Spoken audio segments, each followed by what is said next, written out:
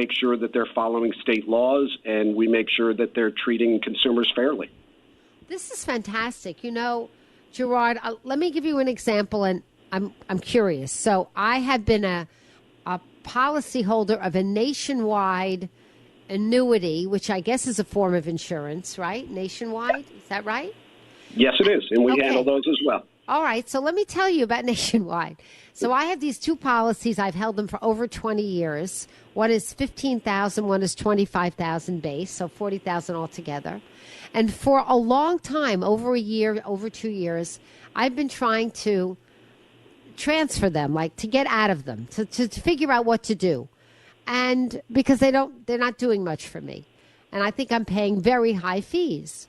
So I called them.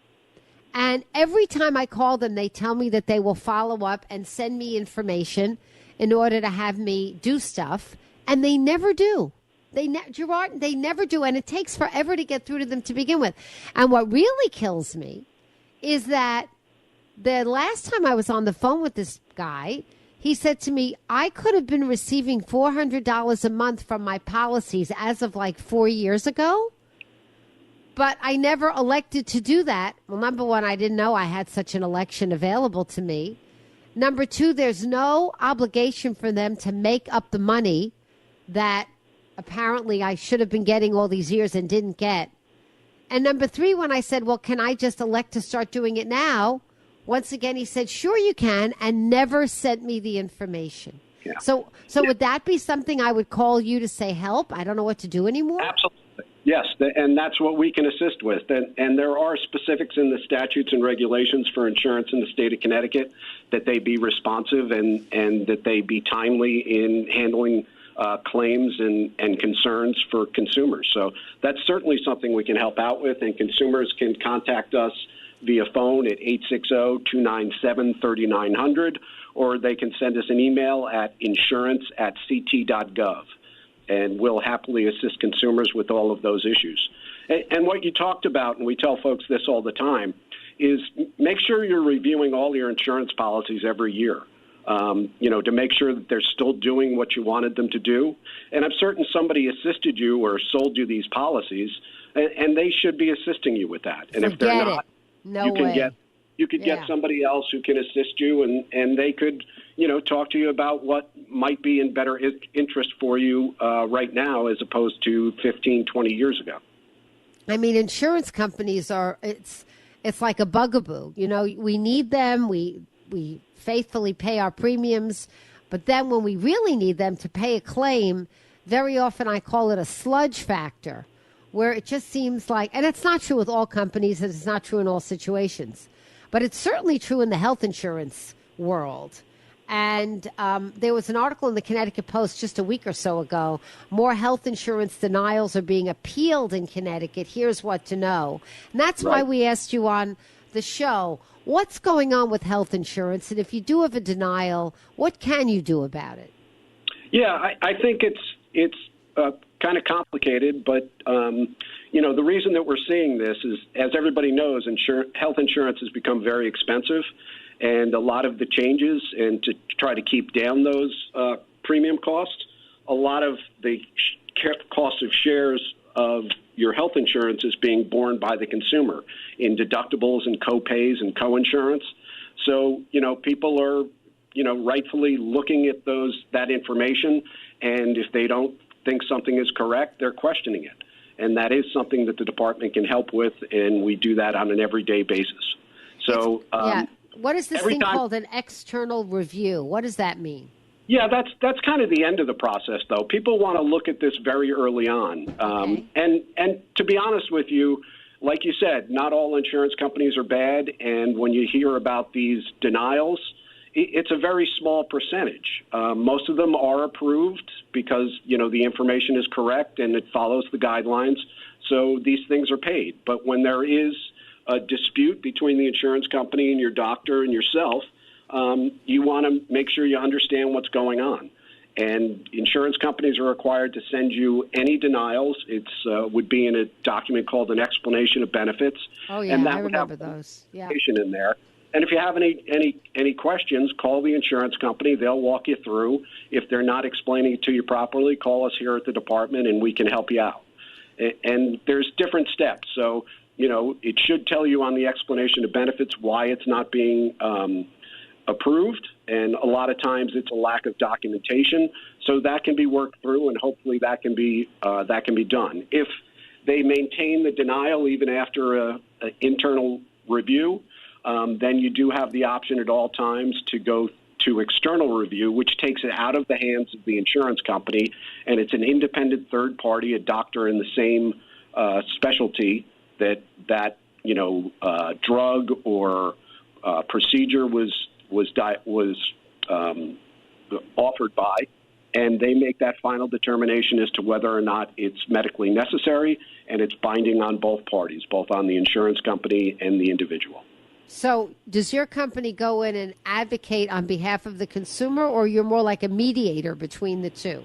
More like a mediator. And like you had see. talked about before, the Office of the Healthcare Advocate, they're available, and they get, they advocate on behalf of the patient or the consumer, which is right in their name, and they have medical staff who can assist in putting together your external review or your appeals to the insurance company. And like I said, we work very closely with them. They're in the same building as we are. And, the two of us together are a very powerful force to help consumers. Yeah, I think people don't realize that Connecticut has a pretty robust, internal operation to try and help consumers if they're frustrated with insurance companies. Absolutely. Most people don't know that. Yeah, and like you said, it's not just for health insurance. It's for auto insurance, homeowners insurance, even pet insurance, commercial insurance, accident, vision, dental, whatever it is, we can assist, and we're there to help folks. And, again, people can arm themselves with information. We've just updated our website. We have a brand new consumer information center. If people go out to www.ct.gov/CID, like Connecticut Insurance Department, you'll see all of that great information there, and ways to contact us. You can call our examiners, who are specialists in the different lines of insurance. And even if you just have a question, just give us a call. But, never just accept what the insurance company is telling you. Make sure that you understand and that you know your rights. And that's why, to some extent, people, when it comes to property or casualty, they bring in independent adjusters, because that's a question of trying to maximize their policy. But you're Correct. talking, but you're not, that's not what you're about, right? You're about right. Yeah, like I said, we make sure that the insurance companies are following the state statutes and regulations for insurance. Okay. We make sure that they're following the insurance policy. The department, other areas in the department, not mine, they review those policy forms and documents and review them and approve them to make sure, again, that they're following Connecticut insurance laws. Because a lot of people don't even know. We're chatting with Gerard O'Sullivan, who is the leader, Connecticut Department of Consumer Protection in the insurance area. A lot of people don't know, for example, that homeowners insurance can cover a wide range of things that befall you that aren't necessarily in your home. Absolutely. There's coverage for, when your children have stuff away at college, or, you're storing stuff off location. It also gives you, liability coverage for people who are injured on your premises. There's a lot of stuff. And it helps to make sure that you understand your policy, and you do that by reviewing your policy on a year-to-year basis. Thank you very much. And you said the phone number is 860-297-3900? Correct. Okay.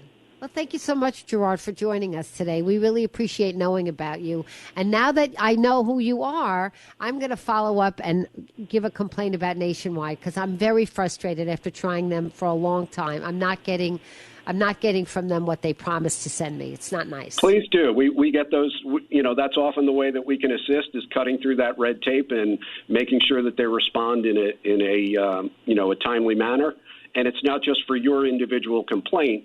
When we intercede, we make sure that they're not doing that to other to other consumers, and we follow up with the insurance company to make sure that they have these procedures in place, to make sure that they're being responsive to consumers, and following through on their contractual obligations. Thank you very much. Gerard O'Sullivan, have a happy holiday season. We appreciate you coming on the show. Thank you. Thank you for having me on.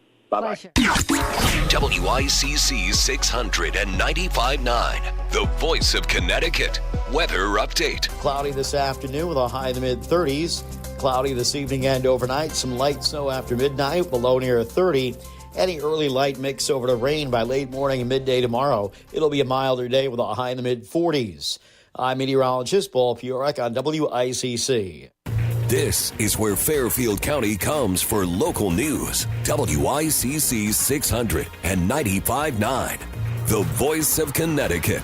WICC Bridgeport, WFOX Southport, WEBE HD2 Westport, WPLR HD2 New Haven, locally owned by Connoisseur Media.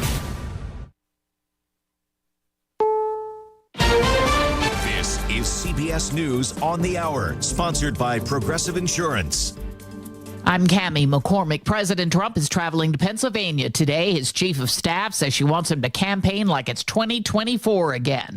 And the economy is still tops on the voters' minds. CBS's Weijia Jiang. When you ask people about whether the U.S. economy is good, it's up, it's down, it's up, it's down. It's a roller coaster. And right now it's at 32%. When you ask for an approval rating of Trump's handling of the economy, he started out in March at 51%. And it really has plummeted to now 36%. And when you ask if Trump's policies are making grocery prices, how that's impacting grocery prices, 65% believe what he is doing is making the prices go up. Trump has consistently blamed former President Biden for inflation. Conservative Supreme Court justices appeared today to back a Republican-led drive to erase limits on how much political parties can spend in coordination with candidates. CBS's Melissa Quinn. A large part of the discussion today centered around exactly what is the purpose of these spending caps. Was this Congress trying to ensure that candidates could not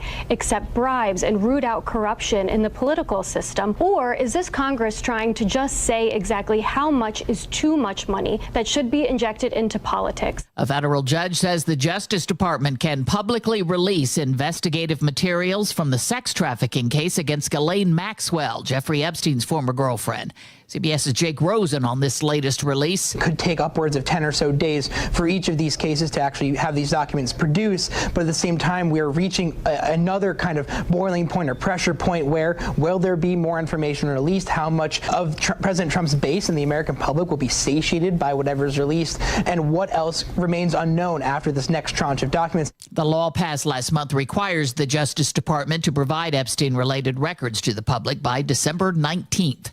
Ukraine's president has reaffirmed his refusal to cede territory to Russia, despite U.S. pressure. CBS's Ramy Inocencio with the latest. You know, we're talking about 20% of the country here in terms of what Russia has been demanding, in terms of what that U.S.-backed proposal, the initial one from about 3 weeks ago, was also proposing there. So we should expect to see some kind of pushback from this Ukrainian peace proposal. A Hamas leader is calling for international pressure on Israel before moving forward with the next phase of the ceasefire. It wants Israel to open a key border crossing, cease deadly strikes, and allow more aid into Gaza. On Wall Street, stocks are mixed. This is CBS News.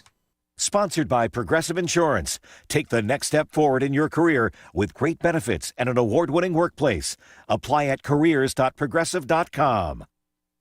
Oil investments involve a high degree of uncertainty and are only suitable for accredited investors. Actual results may vary. Drill, baby, drill. President Trump has declared a national energy emergency and is making the U.S. oil industry a priority with support for our hardworking oil and gas industry. If you are an SEC-accredited investor and qualified to make at least a $100,000 investment, you can deduct nearly 100% of your investment for this tax year. Call 800-696-5531 now and connect directly to Encore Energy. Encore is a major investor and experienced horizontal well operator in its core area of operations. Don't wait. The clock is ticking and time is running out for this write-off for 2025. Call Encore Energy now at 800-696-5531 and find out how your investment will be tax deductible for 2025 with the potential for lucrative cash flow for years to come. Call 800-696-5531. That's 800-696-5531. Want to know how business gets made in Connecticut? Check out the Made podcast at voiceofct.com. It's the official companion to the Made Leadership Series. Want to stay ahead of the curve and learn from top minds? Check out Connecticut-made.com and get made. WICC 695.9, Voice of Connecticut Local News Update.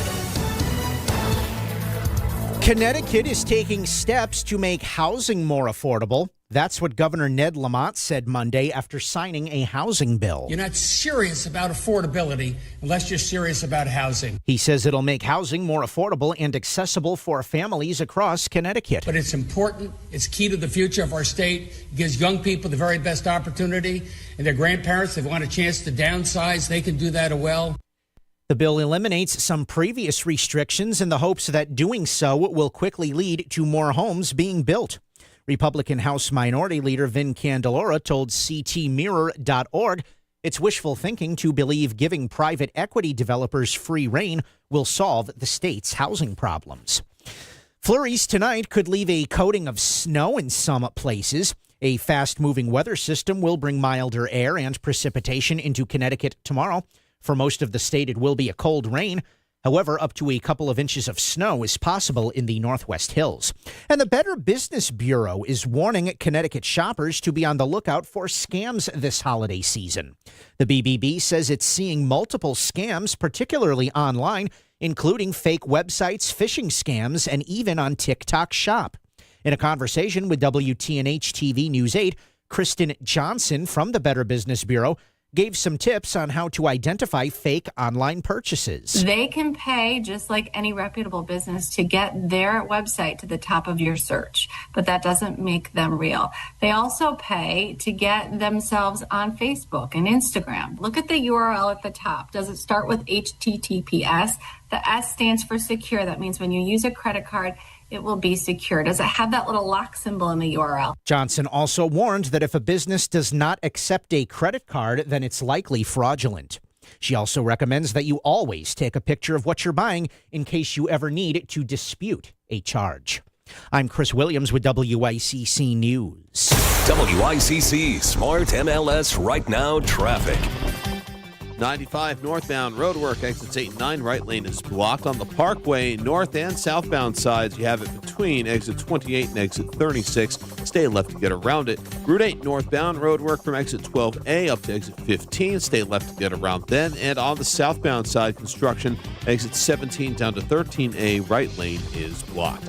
Traffic report is powered by Columbia Dental in Norwalk, conveniently open to fit your schedule. Cleanings, implants, even oral surgery, all in one place. Call 203-299-0111 or visit columbiadental.com. I'm Andrew Krause with WICC Traffic. Cloudy this evening and overnight. Some light snow late with a low near 30. A light mix early tomorrow to rain by late morning and during the afternoon. It will be a milder day with a high in the mid-40s. On Thursday, sunny with a high near 40. I'm meteorologist Paul Piorek on WICC.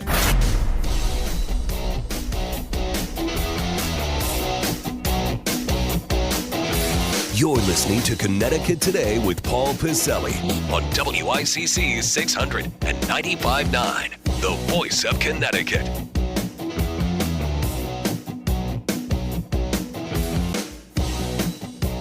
All right, so now we wait for what might be Chapter 2, Step 2, Page 2, whatever might be after we see yesterday the celebratory signing by Governor Ned Lamont. You just heard it there, top of the hour from Chris's News regarding this housing bill. It was a revamped housing bill, the first one from several months ago. The governor got thousands of emails and phone calls and blowback on this one, so he opted to veto it and to start over again, make it less draconian, he said, and you just knew he was going to sign it. That was really heading into an election year.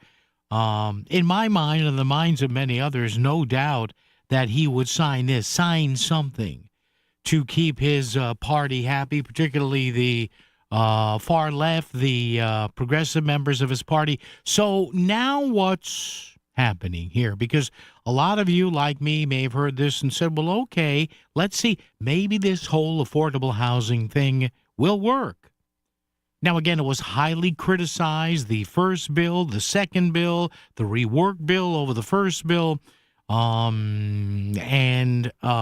governor, again, vetoed the first bill. He signed the second bill, and he said, listen, it's more, what was he saying? It's more carrot than stick. It rewards cities and towns for, coming along with us and doing more to make Connecticut more affordable. And yes, we do have a housing problem in this state. I don't think anybody can, with any sort of good conscience or any sort of clarity of thought, say we don't. But how do you fix that? But now what comes next? And you may say to yourself, all right, let's see what happens here. Give this a few years. Is this a big giveaway to developers? Is it an honest effort here? Maybe, maybe not. We'll see. Maybe, much to the chagrin of people who were critics of this, maybe it'll work. I don't know. I hope it works. Better is always better than not better, I like to say. But having said that, you wonder here now, what is step two? And a lot of the criticism of step one here for the initial part of the housing bill was that it was Hartford bigfooting or trying to circumvent, if you will, local zoning regulations. Now, some people say, well, the zoning is it had racist tendencies in cities and towns and individual areas zoned to keep, quote unquote, those people, certain people, out of areas, whatever. You can debate that all you want. But now what happens with part two here? And there's a very interesting story. If you find it, I would urge you to read this. It's in the, there's a lot of stories covering the signing yesterday. And one of them, one of the more interesting stories, was in the Connecticut Post.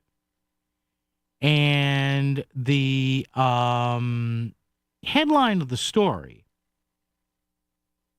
is, for advocates, newly signed Connecticut House bill is a culmination, but also just the start.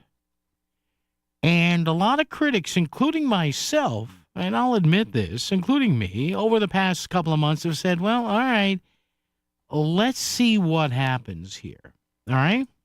Let's see what happens. Let's see how long the pro-affordable housing advocates give to see before they go to step two. Well, apparently they're already alluding to step two. And if you scroll probably about, 2/3 of the way down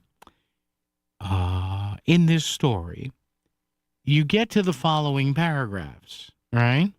Not too long of a read here. I just want to give you a couple, 3 paragraphs here, because you kind of knew this was going to happen. So the story says, quote, "What will moving on look like?"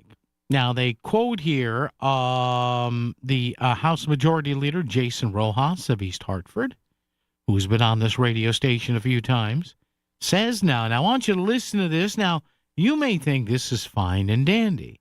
You may think this is, I don't care. And you may think this is Hartford again trying to Bigfoot your local municipality. I don't know. I'm not going to make you think anything, but I just want to let you know this is in there. Oh, and by the way, to be fair, I just want to give proper citation where I should. This is a story by Alex Putterman in the Connecticut Post. So the paragraph starts here. It says, so what will moving on look like? Jason Rojas said his next focus will be implementing the newly signed bill. Okay. As weighing possible changes to environmental regulations and building codes that he thinks can slow housing production. Now, again, I'm trying to look and see here what he actually means by changing environmental regulations and changing building codes. Now, again, Maybe this will be completely innocuous. Maybe these will be for the good. But make no mistake here that this is only step one. And be careful here what happens about altering building codes and altering environmental regulations. Also, there is a quote here from Erin Boggs, who runs the Open Communities Alliance.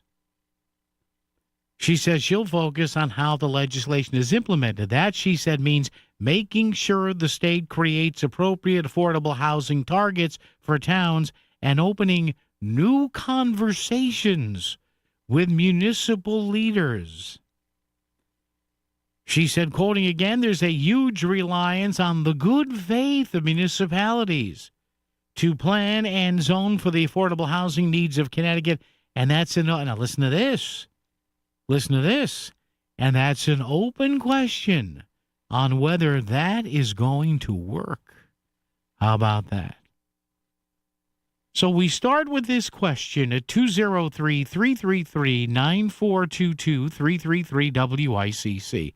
Should the General Assembly now push changes to building codes and environmental regulations in order to increase affordable housing in Connecticut? Think about that as we come back after this on WICC. When you want the latest news updates, the Voice of Connecticut has always been there. We start every hour with breaking updates from around the nation and around the world with CBS News Radio. Then we take you around your own neighborhood for live and local Connecticut news from WICC's team of reporters. All day, every day.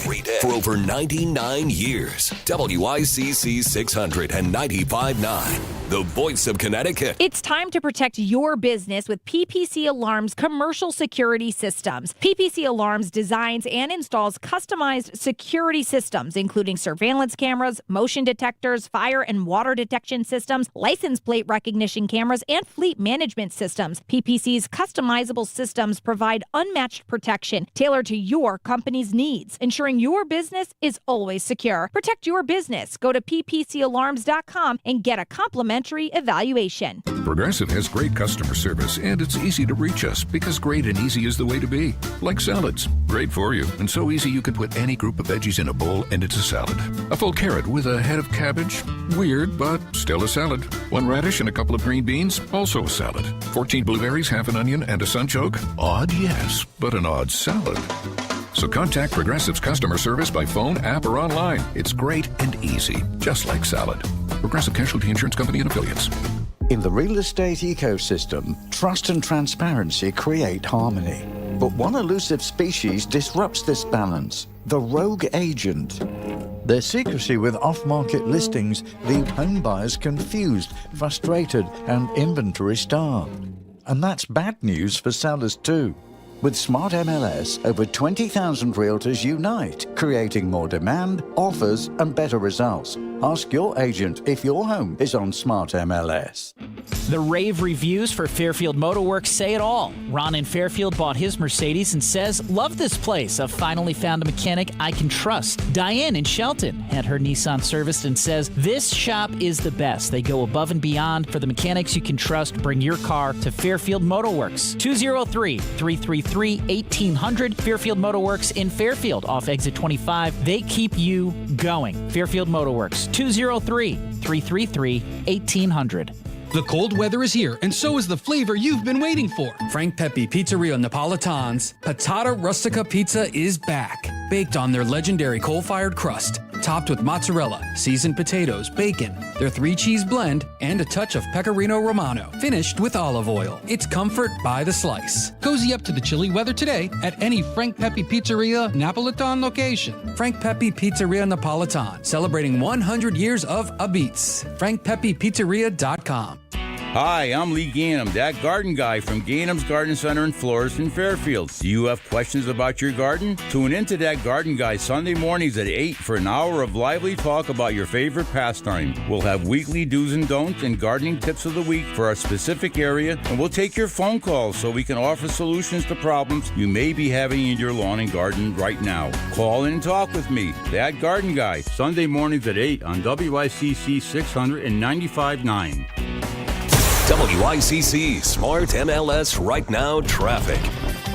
95 northbound roadwork, exits 8 and 9. Right lane is blocked on the Parkway north and southbound sides. You have it between exit 28 and exit 36. Stay left to get around it. Route 8 northbound roadwork from exit 12A up to exit 15. Stay left to get around then. And on the southbound side, construction exit 17 down to 13A. Right lane is blocked. Traffic report is powered by Columbia Dental in Norwalk, conveniently open to fit your schedule. Cleanings, implants, even oral surgery, all in one place. Call 203-299-0111 or visit columbiadental.com. I'm Andrew Krause with WICC Traffic. For this evening and tonight, some light snow arriving by late at night with a low near 30. A light mix early tomorrow to rain by midday and early afternoon. It will be a milder day with a high in the mid-40s. On Thursday, sunny with a high near 40. I'm meteorologist Paul Purek on WICC. Tell Paul what he needs to know. Text 203-333-9422. It's Connecticut Today with Paul Pizzelli. WICC 600 and 95.9. The voice of Connecticut. All right, you and I together right here at 203-333-9422. 333 WICC. Paul Pizzelli here. How are you? Chris Williams has news coming up at the bottom of the hour, along with CBS. Lots to talk about today at 203-333-9422, 333 WICC, including a lot of celebrating yesterday, a lot of big legislative Democrats, Governor Ned Lamont signing that housing bill that had been tossed around. Well, the whole housing bill thing's been going for about 2 years. And the notion here is that Connecticut doesn't have enough affordable housing, and in a lot of places it doesn't. Look, Connecticut's a really expensive place to live. And is a piece of legislation going to really change things? And I know we have the 830G statute. And again, I'm not an expert at this whole thing. I'm not.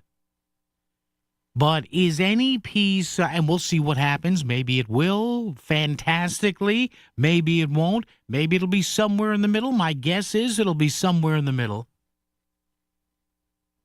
But this whole thing now of affordability, and this is a local thing and a national thing as well.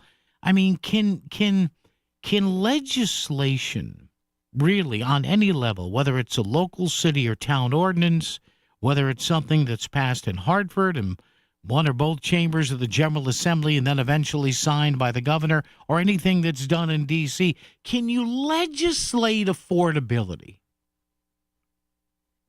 Now, I know in some ways you can with the 830G statute and X amount of affordable units. I get that. I understand that. But are you really, in that way, are you legislating affordability per se, or are you just drawing lines on the field? Are you just gatekeeping here?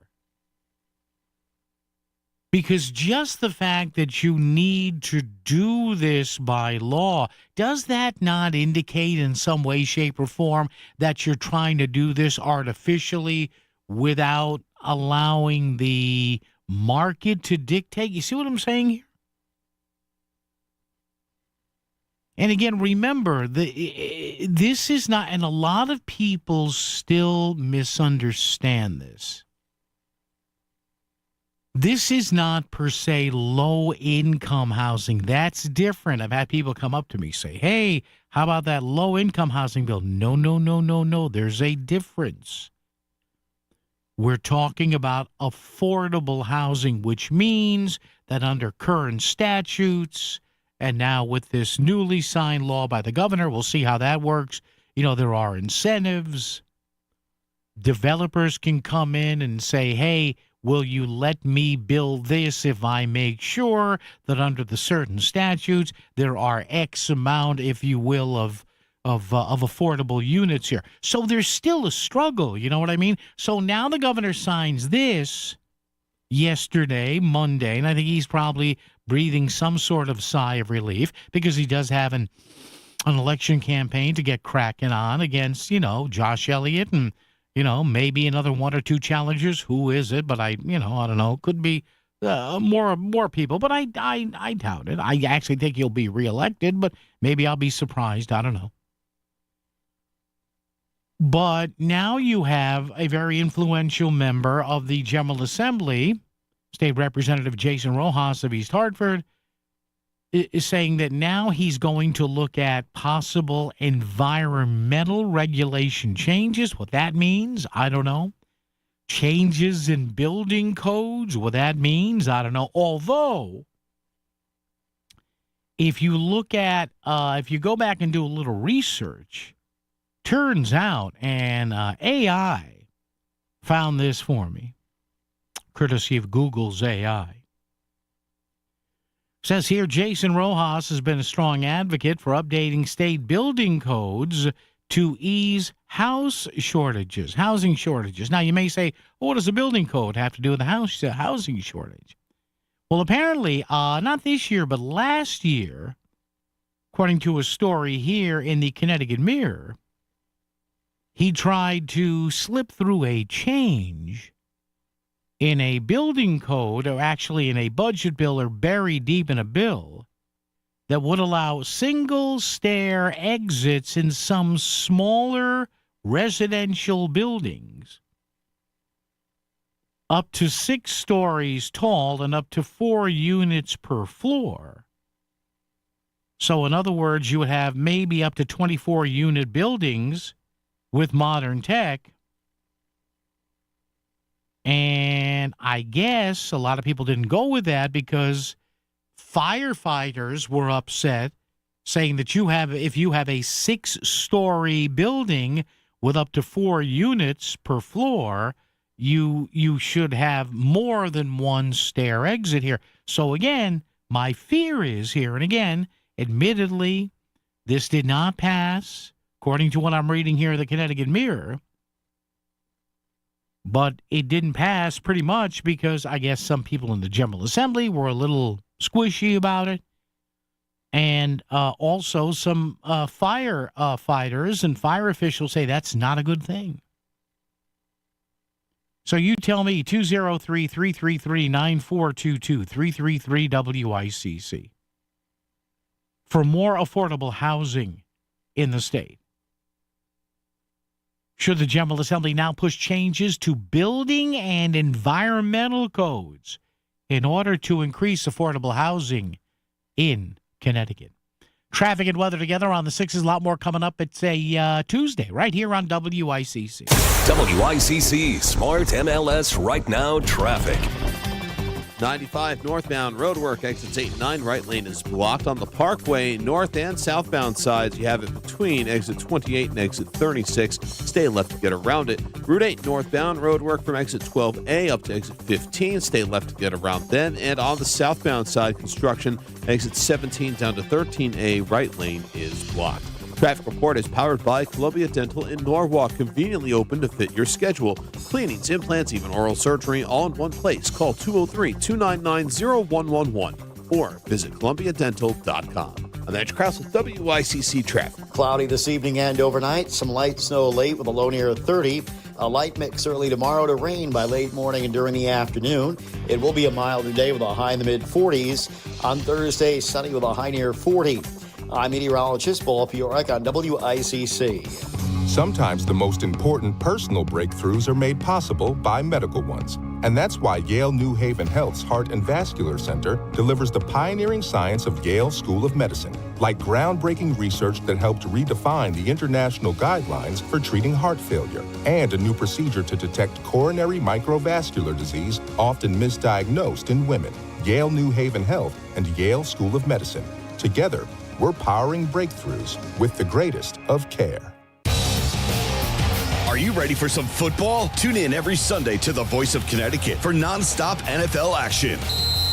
Catch 2 thrilling games at 1 p.m. and 4 p.m., plus a 30-minute pregame show at 12:30. We'll bring you the insights, team updates, and the latest league news. It's all brought to you by Duchess Restaurants, where fresh food is served fast. Don't miss a moment of the action. The NFL on the Voice of Connecticut every Sunday. Kick off your game day right.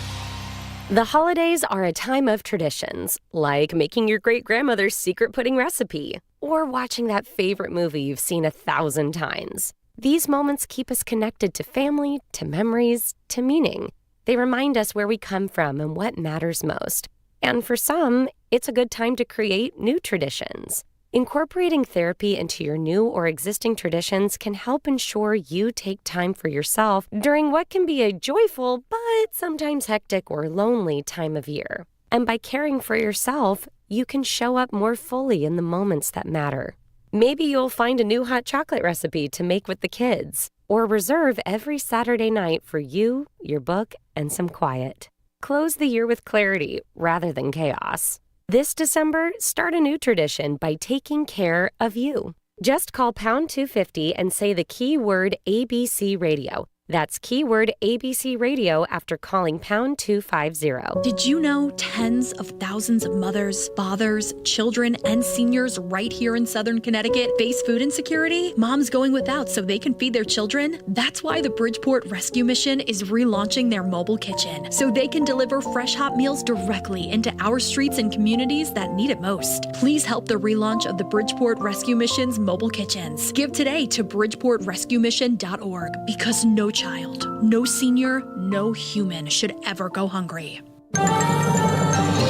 This is WICC 695.9, the voice of Connecticut. CBS News Brief. President Trump travels to Pennsylvania today to test his claims he's tackling Americans' affordability concerns. CBS's Weijia Jiang at the White House. It is hard for him to balance this, right? Because he continues to characterize the affordability issue as something that's not real, as something that is a hoax, when in fact it is this very issue that, in large part got him to the White House in the first place. A series of powerful storms slamming the Pacific Northwest. In the upper tier of the country, it's snow and extreme cold. Meteorologist Jessica Birch. Current conditions with winter storm watches and warnings in effect throughout most of the upper Great Lakes and stretched over into the Northeast, too. We're dealing with winter storm watches and warnings into the overnight hours tonight with high wind warnings on the front end of the storm system. On Wall Street at this hour, stocks are mixed. The Dow off 100 points. CBS News Brief, I'm Cammie McCormick. WICC 695.9, Voice of Connecticut Local News Update. A Connecticut man is at a loss for words after his hopes for becoming a U.S. citizen were put on hold. Moises Ricardo came to the U.S. from Cuba 17 years ago. He was due to take his exam to become a U.S. citizen next month, but he was recently told the exam was canceled with no explanation. Ricardo says he needs to become a citizen so he can collect Social Security, but he has no idea when or if he'll be able to become one. He told NBC Connecticut he's truly devastated. A bill inspired by the death of a Connecticut tow truck driver is a step closer to becoming law. Senator Richard Blumenthal announced Monday his National Move Over Law Day resolution passed the Senate. Blumenthal says the resolution highlights slow down move over laws across the country and reminds drivers to do just that. He says he proposed the resolution in honor of Corey Iodice. The tow truck operator was hit and killed 5 years ago while helping a driver. A New Haven firefighter was laid to rest. Funeral services for Chris Brainerd died last Wednesday following a battle with cancer. He had served the New Haven Fire Department since 2015 and was also a former member of the Echo Hose Hook and Ladder Company No. 1 of the Shelton Fire Department. Brainerd is survived by his wife and 2 young children. Absentee ballots are now available ahead of the first Selectmen's special election in Fairfield in February. Democrat Christine Vitale, who took on the position following the passing of Bill Gerber, is facing a challenge from Fairfield Republican State Senator Tony Wong. I am announcing that I will be a candidate for the first selectman of Fairfield. It is a tremendous honor to have served as the state senator for the 28th district. But meanwhile, the whole time, I have always represented Fairfield. Campaigns say you can also begin requesting lawn signs from candidates now. The election will be held on February 3rd. Staying in Fairfield, the state has dropped criminal charges against a Fairfield University student who was arrested for promoting a fake SantaCon event on Instagram last month. The actual SantaCon party took place at Jennings Beach in Fairfield this past weekend. Emmett Blaney had faced charges of disorderly conduct and third-degree criminal trespass after using a fake address belonging to a private resident to advertise a false, unsanctioned gathering. You can now see who federal officials call the worst of the worst criminal illegal aliens. The Department of Homeland Security launched a new web page Monday that allows you to search a database of those arrested by DHS under the Trump administration. Connecticut has over 40 people on the list. You can search for yourself at wow.dhs.gov. Connecticut nurses and other healthcare workers say new federal student loan rules threaten the future of the profession.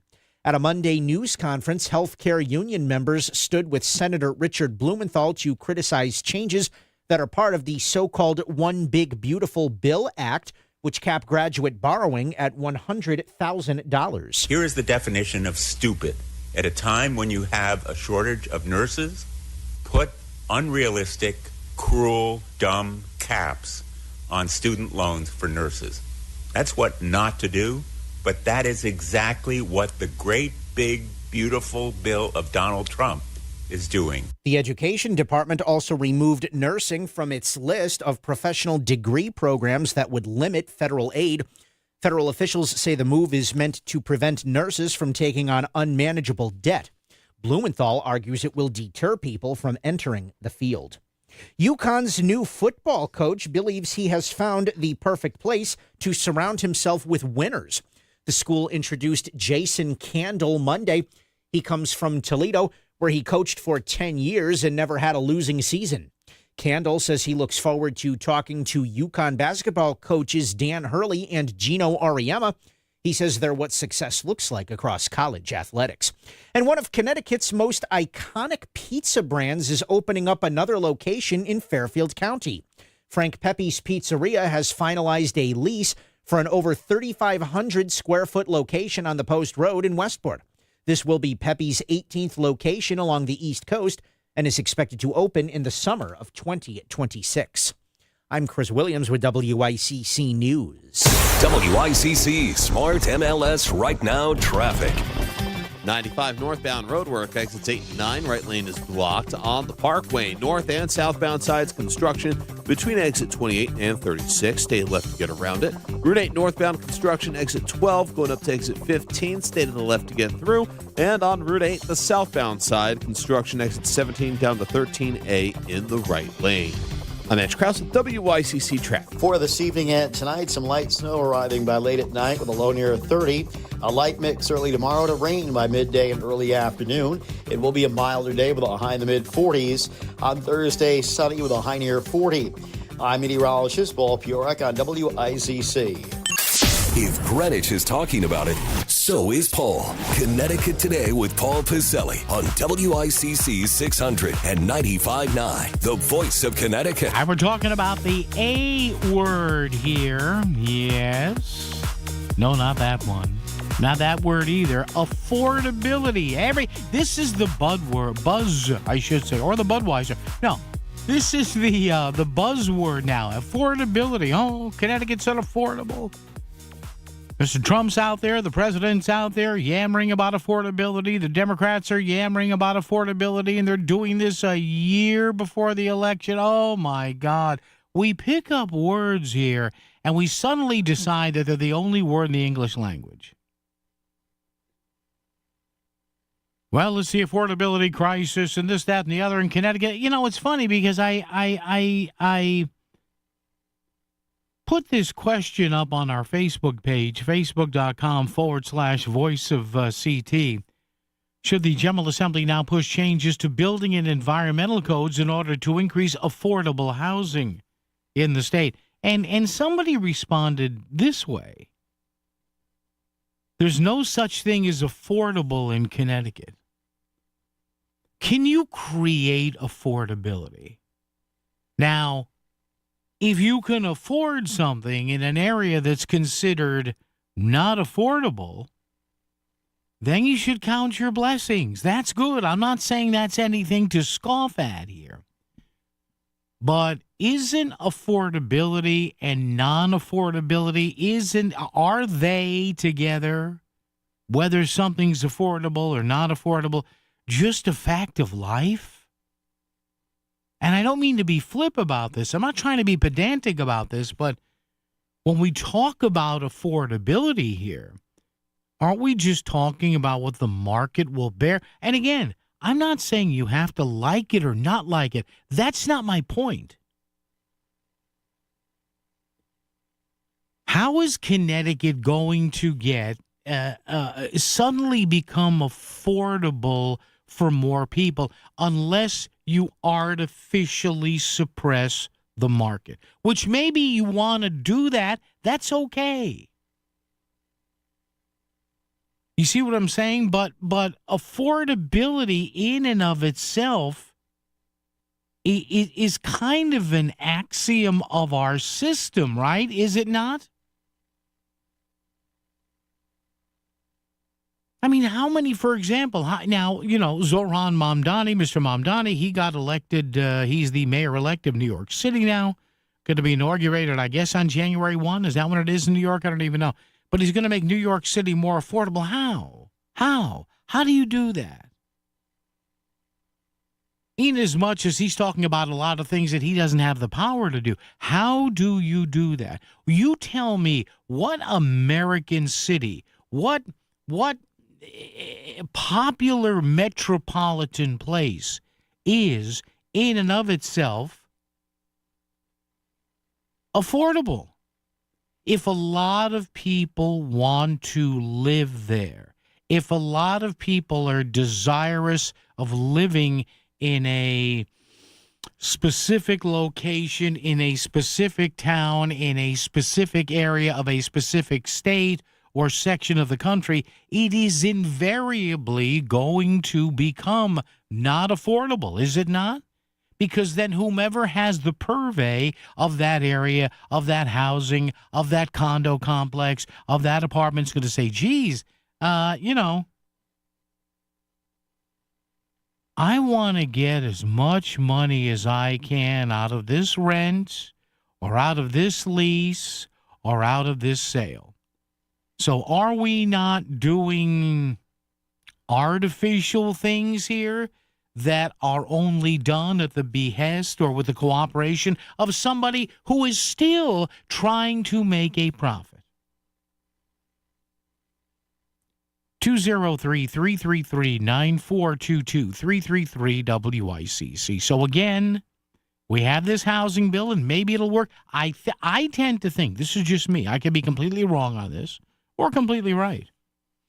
Either way, it doesn't affect my check. No, seriously, we're in a situation here where I'm guessing some of this may work, but now they're talking about, changing environmental codes, changing building codes here to allow more housing stock to be built. But does that really solve the problem? You see what I'm saying here? In other words, forcing governmental things to happen does not change overall affordability, because affordability is a product of market forces. So do set-asides really solve the problem here? And telling cities and towns, hey, we are going to tell you that you must do this a certain way. Maybe it will. I don't know. You tell me. Talk or text, same number, 203-333-9422, 333-WICC, where we continue. Hello, my name is Bob Cinto, and I would like to rent you office space. The reason we've done so well is that we put our tenants in front of everything else we do. Your growth is my growth. Your success is my success. And I would love to show you some beautiful properties if you should need space. Thank you. Start online, SCINTO.com. $5,000. That's the average amount of money people in the U.S. are now spending on gas in a year. $5,000. That's crazy. If you drive, you have to download Upside, the free app that gives you cash back every time you get gas. That's right. You can earn real cash back with Upside just by buying the gas you're already buying. You can literally start earning cash back today. I use Upside every time I fill up, and I've already made around $300. You're putting gas in your car anyway. Why not get real cash back? If you like free money, download Upside. I'm saving the cash I earn from using Upside to help pay for a vacation later this year. Download the free Upside app now to earn cash back every time you buy gas. Use promo code COOL to get an extra 25 cents per gallon on your first tank. You can cash out anytime right to your bank, PayPal, or a gift card for Amazon and other brands. Just download the free Upside app and use promo code COOL for a 25 cents per gallon bonus on your first tank. That's code COOL for a 25 cents per gallon bonus. WICC Smart MLS Right Now Traffic. 95 northbound roadwork, exits 8 and 9. Right lane is blocked on the Parkway. North and southbound sides construction between exit 28 and 36. Stay left to get around it. Route 8 northbound construction, exit 12 going up to exit 15. Stay to the left to get through. And on Route 8, the southbound side, construction exit 17 down to 13A in the right lane. I'm Edge Krause with WICC Traffic. Cloudy this evening and overnight. Some light snow late with a low near 30. A light mix early tomorrow to rain by late morning and during the afternoon. It will be a milder day with a high in the mid-40s. On Thursday, sunny with a high near 40. I'm meteorologist Paul Piorek on WICC. He's got everything you need to know before you get home. It's Connecticut Today with Paul Piselli on WICC 600 and 95.9, the voice of Connecticut. All right, 203-333-9422, 333 WICC. Hope everything is well with you and yours. The affordable housing bill signed yesterday, the governor and all the legislative Democrats giving 3 cheers for that. And now some influential Democrats say, hey, now we're going to go maybe, nothing set in stone here, but maybe they want to ease some environmental regulations. They want to ease some building code stuff. So listen, we'll see what happens. You've got other housing people saying they're going to keep an eye on how cities and towns work with this. And one of my main points is this whole idea of affordable housing is a misnomer. The only reason the housing becomes affordable is because you're introducing maybe not artificial, but you're introducing aspects of law for essentially set-asides. Again, nothing wrong with set-asides. But as somebody wrote in answering one of my questions today at facebook.com/voice of CT, Connecticut's just not affordable. It's not for most people. Even for people who can afford it, it's pretty unaffordable. Is this part of a long-term strategy to figure this out? I don't know. I don't know. So now they've eased off a little bit on this housing bill, right? They've eased off a little bit on that. And now the notion is, well, maybe some environmental regulation changes. And, listen, maybe the environmental regs were a little too onerous. Well, they're being quiet as to what environmental regs are looking at. Maybe building codes as well. Certain lots, single staircase versus dual staircase, whatever. And I'm sure those have something to do with local safety officials, fire, police, and all that, but that remains to be seen. But listen, Connecticut is just, unfortunately, when you look around at the variations of wealth as well. Lower Fairfield County, the Eastern Shoreline, the Litchfield Hills, yeah. It's kind of unaffordable for most people. But is legislation really the way to solve that? I guess you've got to try something. But the important thing is now we'll see if anything else happens because of this. We're going to have a guest on later to talk about that. But again, in these articles you're reading yesterday, the TV coverage, the radio coverage, listening to and watching that, you see the scenario here where some people are saying, well, now, this is only the beginning. All right. We'll see. Now, and housing prices are a little nuts. I have a friend of mine who, grew up in a home in Lower Fairfield County. And the home, I think when it was built in Fairfield County, it was something. Now, it was a lot of money back then. 30, 40 years ago. I think it was the price on the house was $60,000 or $70,000 or something like that. It's $1 million property now. I mean, think about that. And affordability stems from what?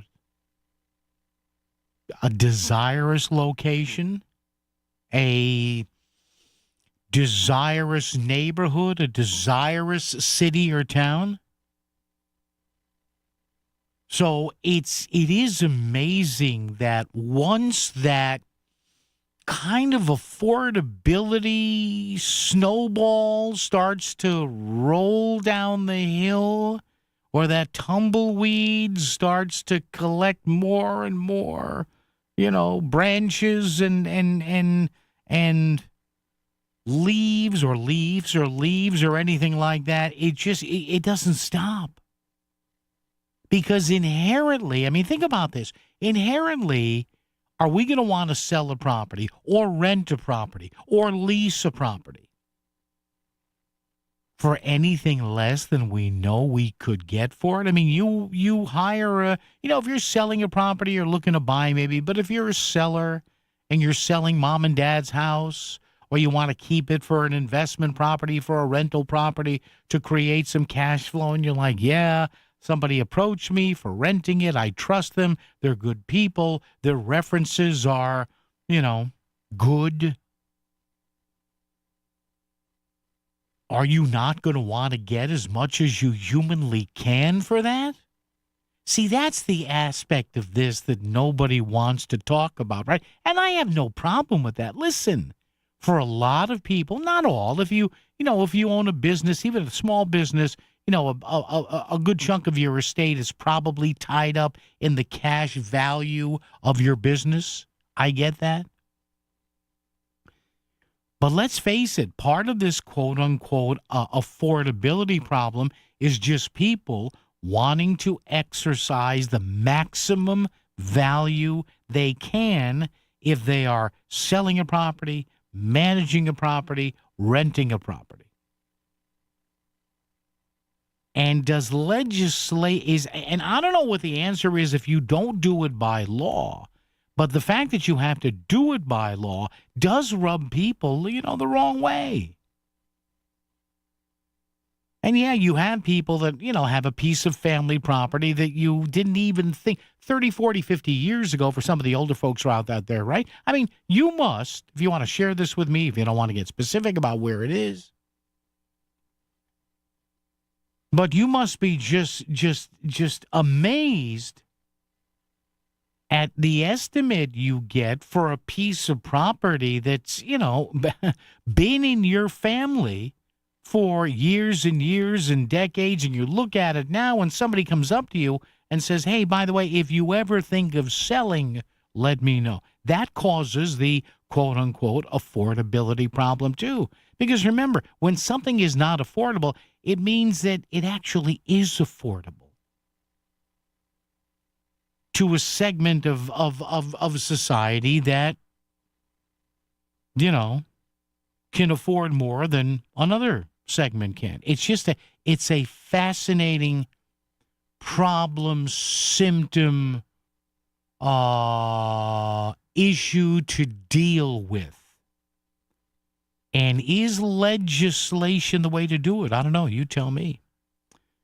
Andy is with us. He's in Essex, which is a pretty nice area of Connecticut. Andy, how are you? I'm the poorest guy in the richest hamlet in Connecticut. Yeah? Essex is pretty nice out there. I've been there a few times. Yeah. Anyways, Paul, this is like me going to the Rolls Royce dealer and demanding something within my budget. Well, I got to stick to Hyundai. Maybe it's time to take the illegal aliens and send them to someplace else in the country or the world where the cost of living is lower.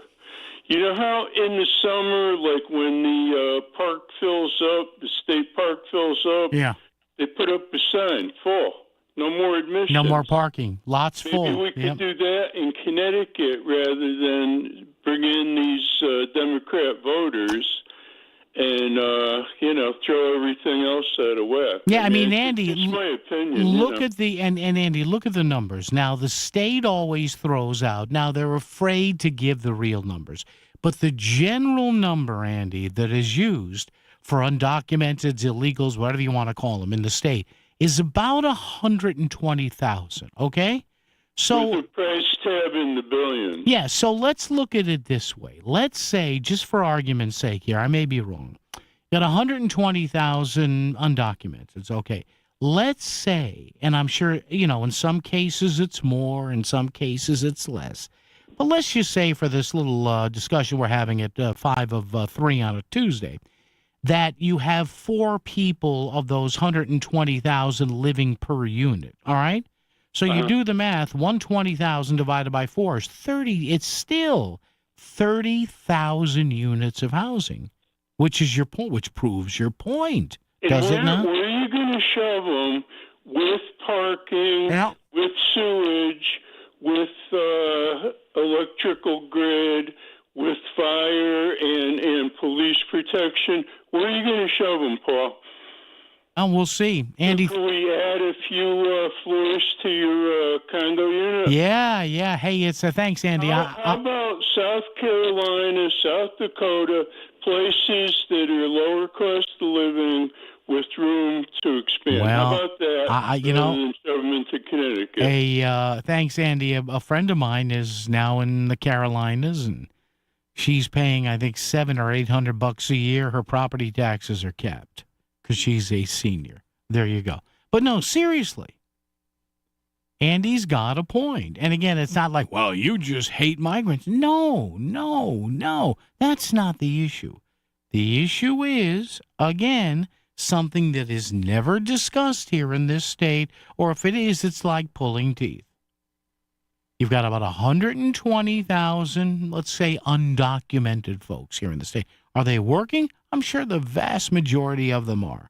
Are they paying taxes? Some of them are, I guess. I don't know.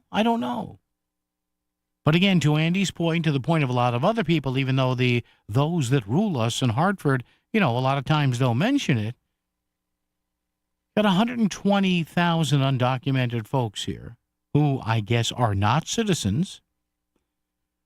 And even if you figured 4 of those folks to a housing unit, now that's 30,000 units of housing. Think the state could use an extra 30,000 housing units? I know it's not an exact measure, but you know what the point is. At least you should. As we continue, right here, right now on WICC. WICC Smart MLS Right Now Traffic. 95 northbound roadwork, exits 8 and 9. Right lane is blocked on the Parkway. North and southbound sides construction between exit 28 and 36. Stay left to get around it. Route 8 northbound construction, exit 12 going up to exit 15. Stay to the left to get through. And on Route 8, the southbound side, construction exit 17 down to 13A in the right lane. I'm Edge Krause with WICC Traffic. For this evening and tonight, some light snow arriving by late at night with a low near 30. A light mix early tomorrow to rain by midday and early afternoon. It will be a milder day with a high in the mid-40s. On Thursday, sunny with a high near 40. I'm meteorologist Paul Piorek on WICC. Having an office holiday party or family gathering? Make your event special with catering from AB's Falafel. AB's Falafel in Trumbull serves the finest and most flavorful falafel, kebabs, salads, shawarma, spinach pies, hummus, and more. Catering from AB's is easy. Go to absfalafel.com and click on catering. Pick from trays of kebabs, falafel, salads, and more. From 10 to 200, cater your next company or family event from locally owned and operated AB's Falafel. absfalafel.com. The rave reviews for Fairfield Motorworks say it all. Ron in Fairfield bought his Mercedes and says, "Love this place. I've finally found a mechanic I can trust." Diane in Shelton had her Nissan serviced and says, "This shop is the best. They go above and beyond for the mechanics you can trust. Bring your car to Fairfield Motorworks." 203-333-1800. Fairfield Motorworks in Fairfield off exit 25. They keep you going. Fairfield Motorworks. 203-333-1800. Back to the news and talk. Thanks to Smart MLS. Smart sellers ask, is my home on Smart MLS? The voice of Connecticut. WICC's 695.9.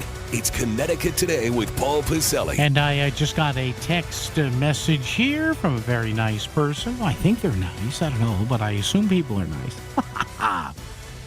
Hi, Paul. In the name of affordable housing, a builder is trying to put in a 3-story apartment building and 9 townhomes in Easton and Trumbull, directly up the hill from a Class A waterway that feeds into reservoirs. Also, they keep putting in affordable homes in Trumbull, and Trumbull is getting less affordable in most residents' opinions. Yeah, it really is a vicious circle, isn't it? Remember, things are less... Generally, stuff is not affordable because it's popular. Sometimes it's the prices are too high, but the prices are high, right? Because of what?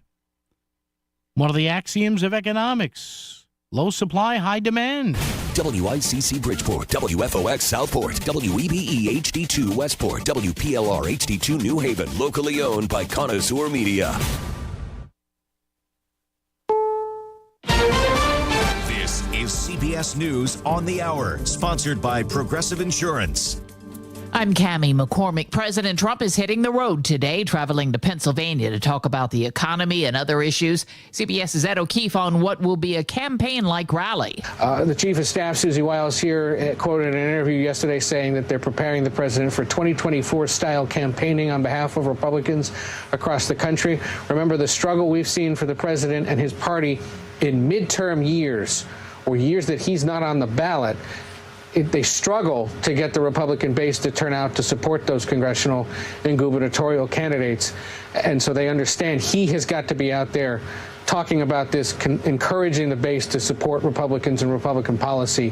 And we'll see if he indeed sticks to what the White House is describing as a positive economic message. Jason Brooks has the latest economic data on jobs. U.S. workers are increasingly pessimistic about the direction of the labor market, and that's prompting more people to hold on to their current jobs, with the number of people quitting in October down by 187,000 from the previous month to the lowest level since August 2020. Ukraine's president says there will be no handover of territory to Russia despite U.S. pressure. Ramy Inocencio reports. No land for Russia. That is what President Zelensky has said. In terms of that peace proposal that Ukraine could submit, no details yet. There was clearly some kind of mood change, some kind of mood shift after President Zelensky met those 3 leaders of the UK, France, and Germany yesterday there at 10 Downing Street. He seemed to come out of it with a kind of new resolve, some kind of backing that he was looking for. President Trump blasted European leaders in an interview yesterday, saying they're not doing a good job. UNICEF says thousands of children in Gaza are still being treated for severe malnutrition, and aid flows into Gaza are not enough. Spokeswoman Tess Ingram. We admitted 9,300 children under 5 for treatment for malnutrition in October.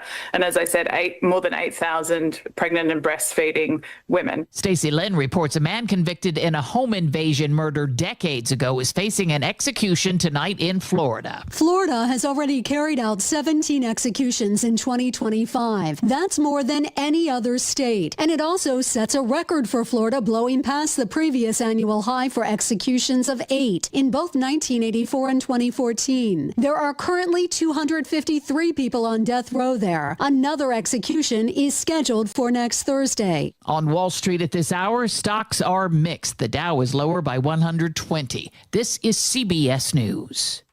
Brought to you by Progressive Insurance. Not only does Progressive let you bundle your insurance, they also give you round-the-clock protection. Quote today at Progressive.com. Just how good is Pure Talk's current deal for unlimited wireless? Well, you might say it's the deal of your lifetime.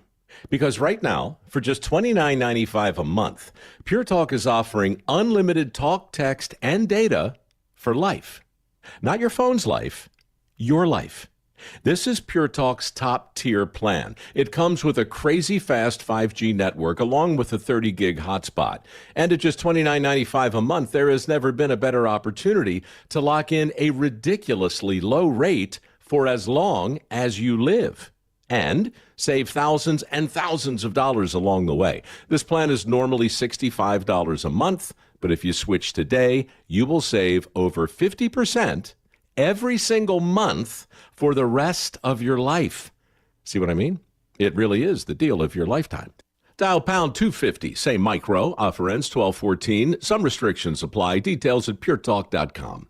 Need metal? Metal Supermarkets, the world's largest small quantity metal supplier, is open in Bridgeport. The metal you need, cut to size and ready fast. Call or visit at 1085 Connecticut Avenue and ask about the other metal services we provide.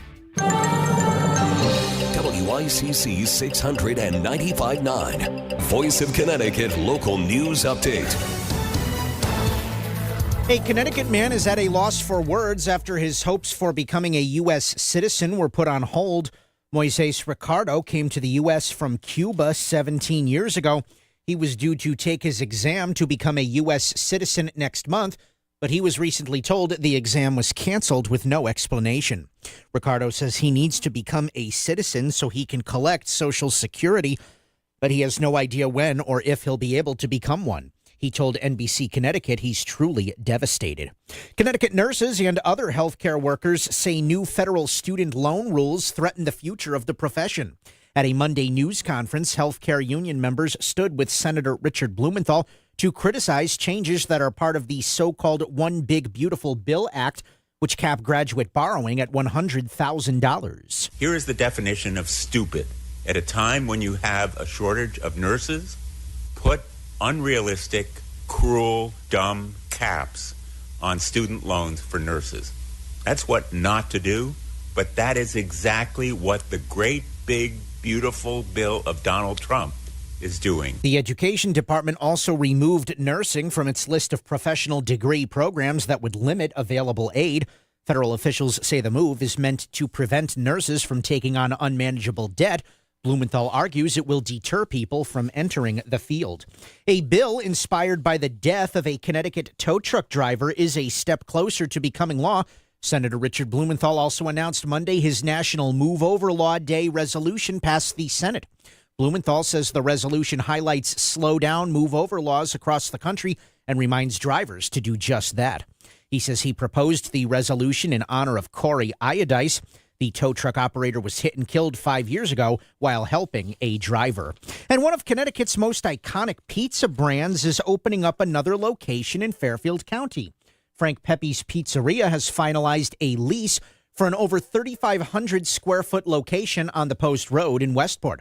This will be Pepe's 18th location along the East Coast and is expected to open in the summer of 2026. I'm Chris Williams with WICC News. WICC Smart MLS Right Now Traffic. 95 northbound, 45 minutes. Stanford through Fairfield. The lower Merritt will definitely save you some time. Route 8 southbound, residual delays going through Seymour and Ansonia because of earlier road work. And on 84 eastbound, you're busy but moving through Danbury and Newtown. Traffic report powered by the Connecticut Lottery. Now play your favorite draw games at ctilottery.org. Odds vary by game. Must be 18 or older to purchase. Help is available for problem gambling. Call 888-789-7777 or visit ccpg.org. I'm Edge Krause with WICC Traffic. Cloudy this evening and overnight. Some light snow late with a low near 30. A light mix early tomorrow to rain by late morning and during the afternoon. It will be a milder day with a high in the mid-40s. On Thursday, sunny with a high near 40. I'm meteorologist Paul Piorek on WICC.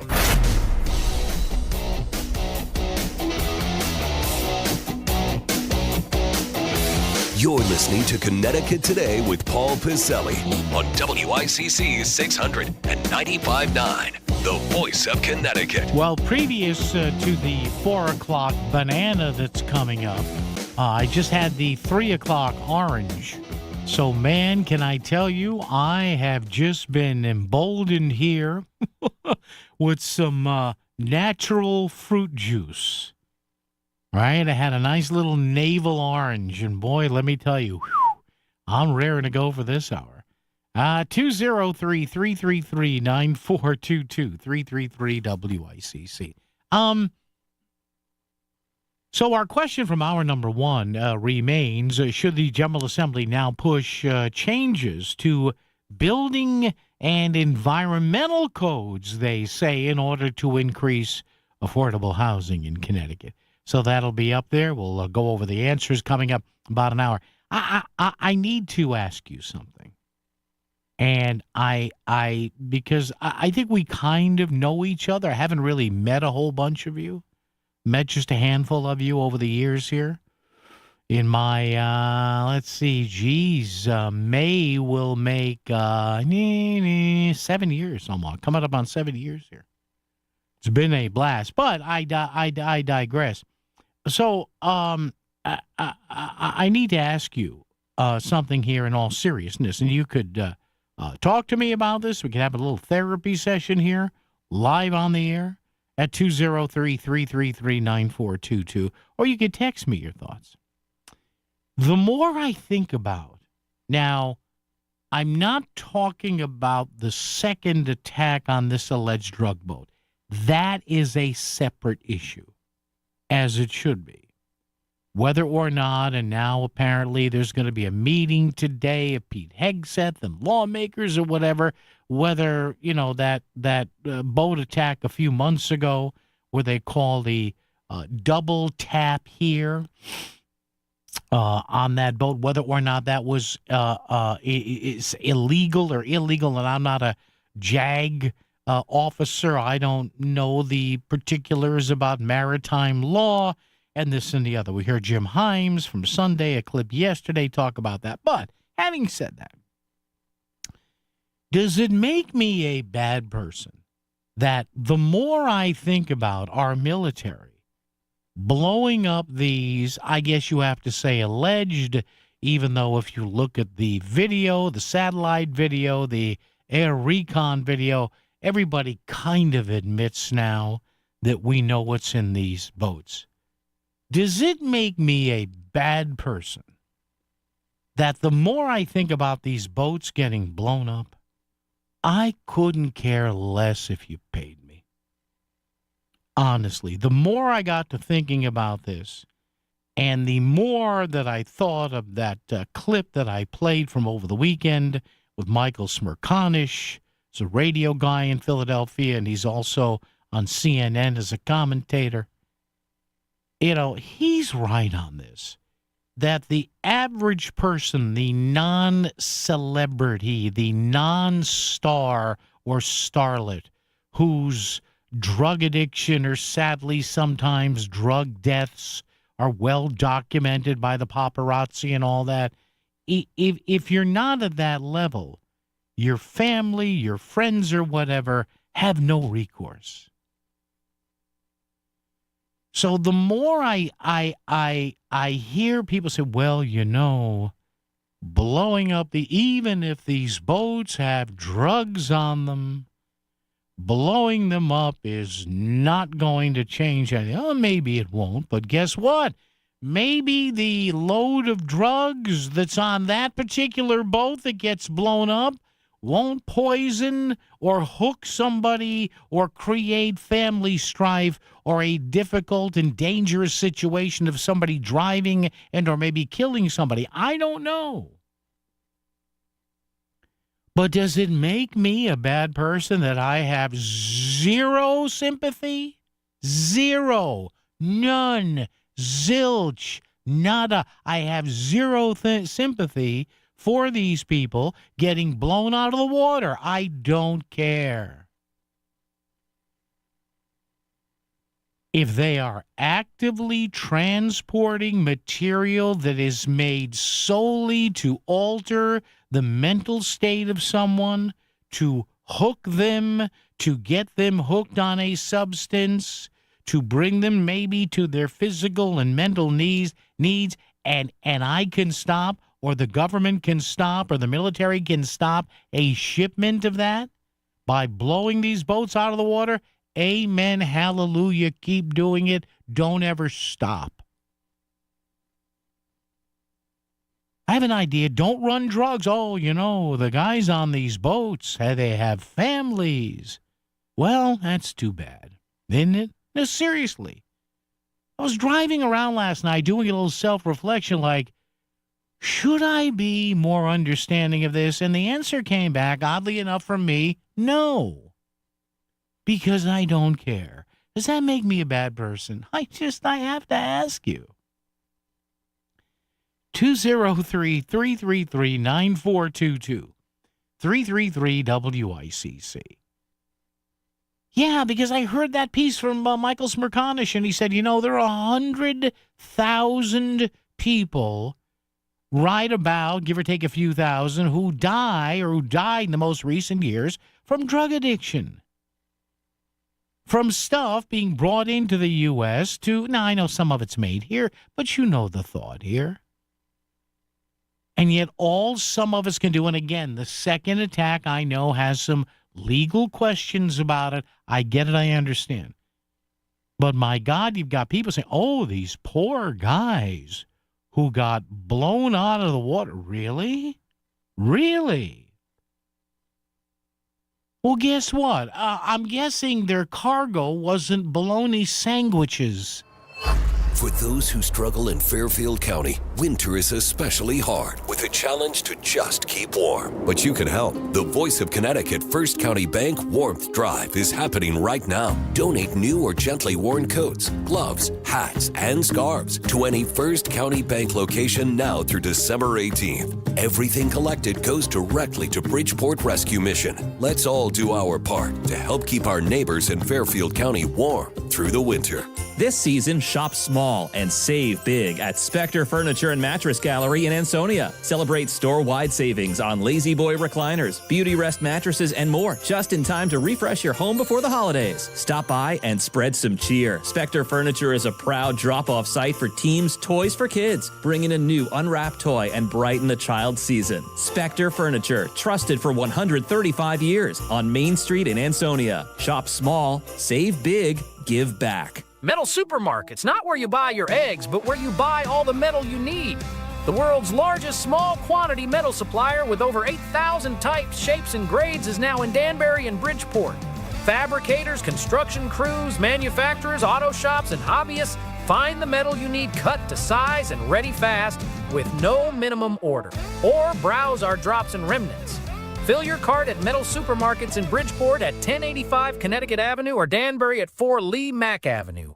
Looking for quality dental care close to home? Columbia Dental in Norwalk is here for you. As part of our robust network of 12 locations, we're open to fit your busy schedule. From routine cleanings and checkups to implants and oral surgery, Columbia Dental provides complete care for the whole family, all in one place.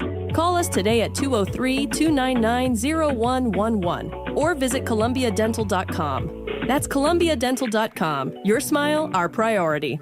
It's Duchess Restaurants. It's fresh, made to order, and it's what makes Duchess food so good. Duchess Restaurants has so many choices for breakfast. Bacon, egg, and cheese on a hard roll, wrap, whole wheat toast, any way you'd like it. Or a Big D breakfast with 2 pancakes, 2 eggs, and bacon, ham, or sausage. You can't go wrong with one of Duchess Restaurants' many items, including breakfast platters, sandwiches, muffins, bagels, and more. All of Duchess's menu items are made to order, adding to their fresh flavor. You gotta eat breakfast at Duchess. Go to GoDuchess.com for the one nearest you. Duchess Restaurants. Fresh food served fast. Winter's here, Connecticut. Tackle any terrain in a new Land Rover Defender from Land Rover Fairfield. Gear up with the latest skis and apparel for the slopes at CB Sportif in Westport. Rugged elegance meets peak performance with enough space for your CB Sportif gear and family in your new Land Rover Defender. What if giving back was as easy as checking your phone? Now it is. Hi, I'm Christina Preet, lifelong Connecticut resident and founder of the free mobile app Shopping Anyway. If you love supporting local nonprofits, head to shoppinganyway.com to download the app. Signing up is easy with some basic info. Tap the heart on a profile to follow and get alerts about all of their needs. Because you're shopping anyway, helping others has never been easier at shoppinganyway.com. Do you know a nonprofit that relies on contributions? Go to shoppinganyway.com and send us an email. Because a lot of people helping a little helps a lot. It's why Access Health CT is here to connect you to health and dental coverage, to offer you free expert help, to maximize financial assistance, to help you discover the peace of mind of having health and dental coverage. Enroll today at accesshealthct.com. WICC Smart MLS Right Now Traffic. 95 northbound, 45 minutes, Stanford through Fairfield. The lower Merritt will definitely save you some time. Route 8 southbound, residual delays going through Seymour and Ansonia because of earlier road work. And on 84 eastbound, you're busy but moving through Danbury and Newtown. Traffic report powered by the Connecticut Lottery. Now play your favorite draw games at ctilottery.org. Odds vary by game. Must be 18 or older to purchase. Help is available for problem gambling. Call 888-789-7777 or visit ccpg.org. I'm Edge Krause with WICC Traffic. For this evening and tonight, some light snow arriving by late at night with a low near 30. A light mix early tomorrow to rain by midday and early afternoon. It will be a milder day with a high in the mid-40s. On Thursday, sunny with a high near 40. I'm meteorologist Paul Purek on WICC. How much crazier can it get? Don't worry, Paul's here to get you through it. WICC 695.9. It's Connecticut Today with Paul Piselli on the Voice of Connecticut. All right, I'm getting a good amount of text messages here after I let loose with my mea culpa a little while ago that I couldn't care less how many of these alleged, okay, we haven't actually gone on there and, done an inventory, but hey, I guess we kind of all agree now after the AP and some foreign networks and the Wall Street Journal did some feature stories on this. Yeah, we know these are drug boats. And yeah, and I know there's some question with the double attack on that other boat. I get that. I understand that. I want to see how that shakes out. But the fact that we're blowing these boats out of the water, I don't care. I hope it continues. I do. Does that make me a bad person? Maybe. I don't know. I was questioning myself on that. I was having a pretty good conversation with me on the way home last night. But I don't care. I don't. Because as Michael Smerconish put it so eloquently on CNN over the weekend, for a lot of people whose relatives are either killed by drugs or in the throes of drug addiction, and they're not a high-profile music icon or Hollywood star or starlet. They don't get any sort of satisfaction that anybody gets in trouble for any of this. Maybe that's the problem. Maybe a lot of people who are criticizing this secretly saying, well, this is what we should have been doing all along, and I hate it because Trump's doing it. Maybe that's it. I don't know. But I don't care. I hope Pete Hegseth, if he survives this mess, where if I was Trump, I'd let him go. He seems to be more trouble than he's worth. But I don't care, man. You're gonna run drugs. We should have been doing this years ago. Years ago. In fact, the military should give out a little, how they had that chest candy, those what they call the ribbons or the bars there. They should have a special one, picking off drug boats. Because think of just think. Well, Paul, there's no guarantee. I have a guarantee for you. The guarantee is that the stuff on that boat is not going to make it maybe to American shores. How about that for a guarantee? The sharks and the crabs may be having fun with it, but maybe it won't hurt your mom or your dad or your sister or your daughter or your grandson, whatever. Dave in Brantford's here. Dave, good afternoon, sir. How are you? Yeah, Paul, sometimes you are shocking. I don't see the moral the difference between what you just said and the local cops napalming the car of the local drug dealer. They say, well, I don't want to go too far on that. Okay, I want to talk about the affordable housing bill. Yes. One of the best things I read over the weekend, Vinnie Candelora was commenting on Governor Lamont's kind of assertion that it was like a bipartisan. Mm-hmm. We bipartisan worked out this deal to smooth off the rough edges. Yeah. And Candelora made the point, all the people that voted for the bill were only one party, only Democrats. Mm-hmm. In the House, 8 Democrats had voted against Yeah, the they actually bill, voted no, as did yeah. all the Republicans. The only thing bipartisan about this bill was the people that voted against it, not the people that were in favor of it. I thought that was a very good point. I thank you for making it. I want to say, I think the morning girl is Melissa's going to have Josh Elliott on tomorrow. I think I heard her say that. Yes, she is. Hang on, he'll be on at 8:05, Dave. 8:05. Okay. I have noticed the progressive wackadoodles are really encouraged by the passing of this. Yeah. And all of their wet dreams are about to come true in the upcoming General Assembly. And I'm thinking, I heard the Just Cause eviction bill is about to be resurrected again. Yes. There is behind-the-scenes tenant union agitation to give them kind of legal legs to stand on. And the state-mandated rent not control, the Fair Rent Commission. Fair Rent Commission, that is going to morph into a Pura-like Fair Rent Commission. Yeah. What is the legally allowable rent that you can get without it being contested? And I'm thinking there's nothing to encourage the small landlords to get into the business and increasing the supply. And I'll give you an example. Okay. I'd call it probationary tenant. So if you've got a skeevy choice of tenants, and let's face it, some tenants are not good quality tenants. Oh, I know, Let's be honest and say it. Yeah. So you've got people who, for credit, drug, mental, or criminal reasons, are not a good choice of course tenant. not. But there's no such thing as offering a tenant, maybe take a chance and offer them a probationary tenancy. And if you're okay, then you get to stay. But I'm thinking you got a tenant who fell asleep in the bed of the chair twice, and the fire department had to come because he fell asleep with a cigarette and set fire. You don't want him hanging around for a year. No. You should have a reason to throw him out, but you can't. You can't. And I don't think that's, we're not talking about anything that encourages the supply except the people who are going to make big money for the big apartments. And it ruins the reason the suburbs are so valuable, both in that's where people want to live and it's where the values are rising the fastest, is because the rules they play by are the rules people want to live by. And all those big city Dems, they want every town to turn into the cities. Yeah. I don't agree with that. Thanks for letting me on. Dave, it's always good to hear from you, my friend. Dave, thank you. And you bring up a lot of good points, especially, I have another 8 years or so to pay on my condo, and I'm saying to myself, well, do I just want to sell it when it's done, or do I want to rent it? And then there's a little part of me saying, don't rent. No, you don't want to become a landlord. No. John, but the cash flow would be nice. John in Stratford. Hey, John, how are you? What's up? Paul, good show as always. I thoroughly enjoy it. Thank you, sir. And I'm commenting about the housing bill, but I do have to laugh about the drug lords. That is a great point, and I'm glad you don't care. I don't get John. I oh my God, they got blown up. Yeah, and yeah, So the housing bill, Paul, can you explain what is affordable housing? Is there an amount?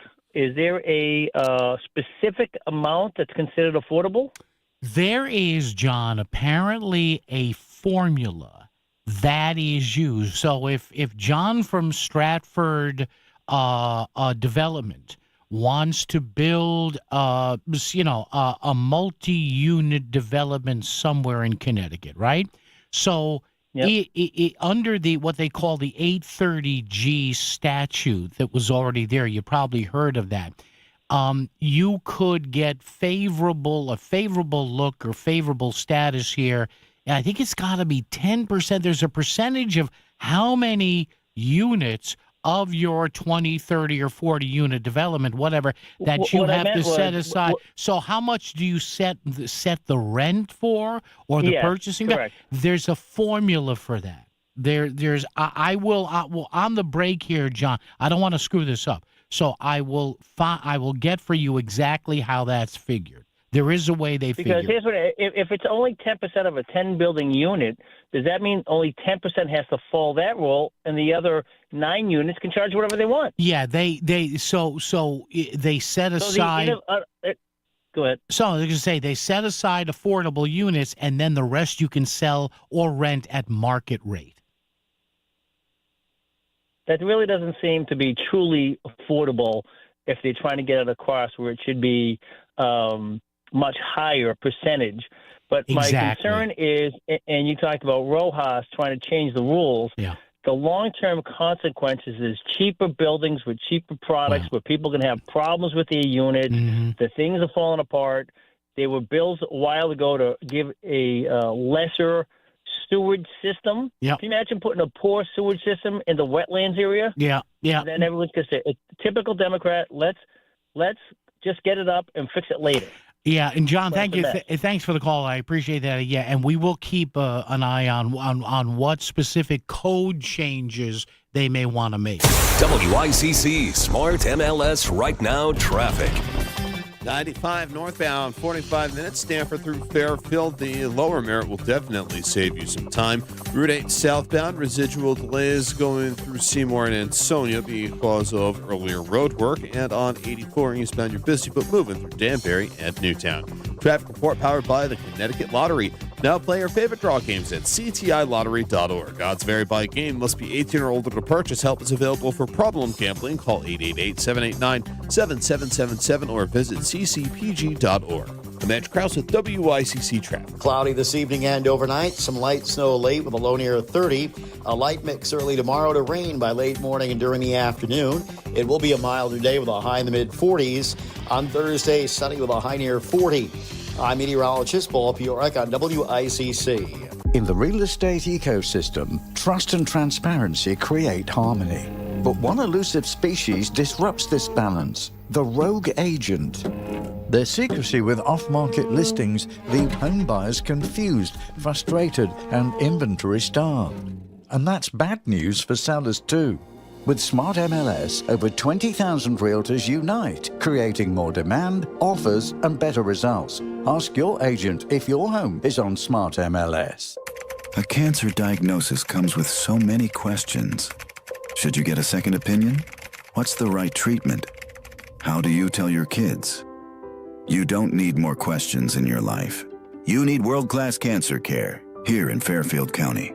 That's why Stamford Health collaborates with Dana-Farber Brigham Cancer Center, ranked number 3 nationally for cancer care. Your search for answers stops when our care for you starts. Stamford Health.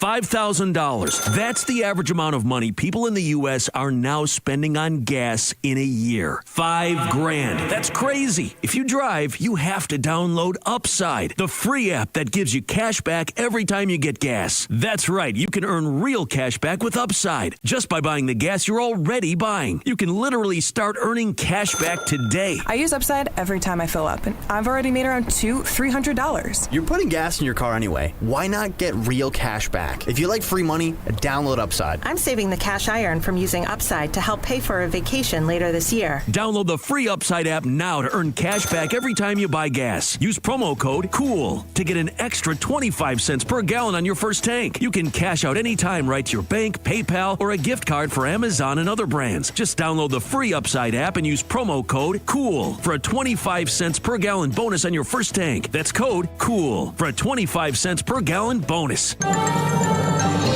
This is WICC 695.9, the voice of Connecticut.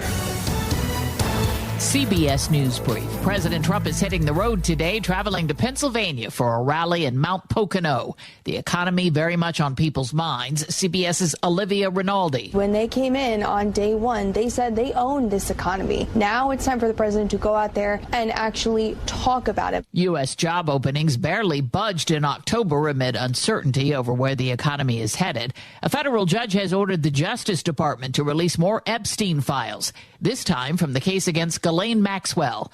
Jake Rosen on the rush after the passage last month of the Epstein Files Transparency Act. By December 19th, according to this law, the Justice Department has to start delivering some of this information in both the evidence that it and files it has on Jeffrey Epstein that are still in the Department of Justice's hands over to the public in some kind of searchable format is what this bill required. On Wall Street, stocks are mixed. CBS News Brief, I'm Cammie McCormick.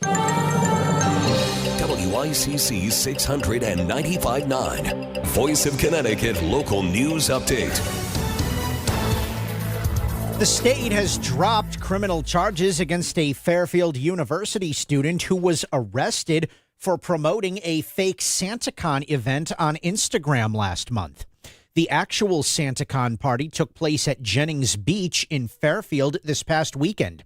Emmett Blaney had faced charges of disorderly conduct and third-degree criminal trespass after using a fake address belonging to a private resident to advertise a false, unsanctioned gathering. Staying in Fairfield, absentee ballots are now available ahead of the first Selectmen's special election in February. Democrat Christine Vitale, who took on the position following the passing of Bill Gerber, is facing a challenge from Fairfield Republican State Senator Tony Wong. Campaigns say you can also begin requesting lawn signs from candidates now. The election will be held February 3rd. A New Haven firefighter has been laid to rest. Funeral services for Chris Brainerd took place Monday in Shelton. The 36-year-old Brainerd died last Wednesday following a battle with cancer. He had served the New Haven Fire Department since 2015 and was also a former member of the Echo Hose Hook and Ladder Company No. 1 of the Shelton Fire Department. Brainerd is survived by his wife and 2 young children. Connecticut is taking steps to make housing more affordable. That's what Governor Ned Lamont said Monday after signing a housing bill. You're not serious about affordability unless you're serious about housing. He says it'll make housing more affordable and accessible for families across Connecticut. But it's important. It's key to the future of our state. It gives young people the very best opportunity. And their grandparents, if they want a chance to downsize, they can do that as well. The bill eliminates some previous restrictions in the hopes that doing so will quickly lead to more homes being built. Republican House Minority Leader Vin Candelora told CTMirror.org it's wishful thinking to believe giving private equity developers free rein will solve the state's housing problems. You can now see who federal officials call the worst of the worst criminal illegal aliens.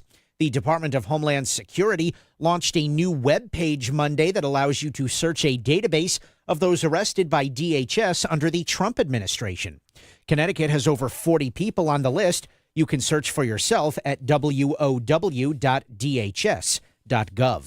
The Better Business Bureau is warning Connecticut shoppers to be on the lookout for scams this holiday season.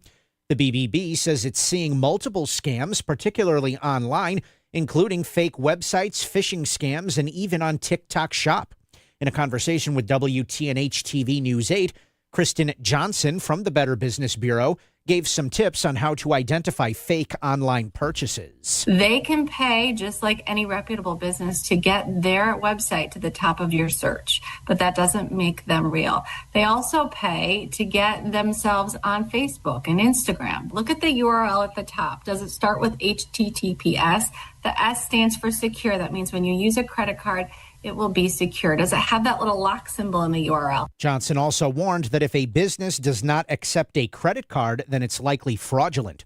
She also recommends that you always take a picture of what you're buying in case you ever need to dispute a charge.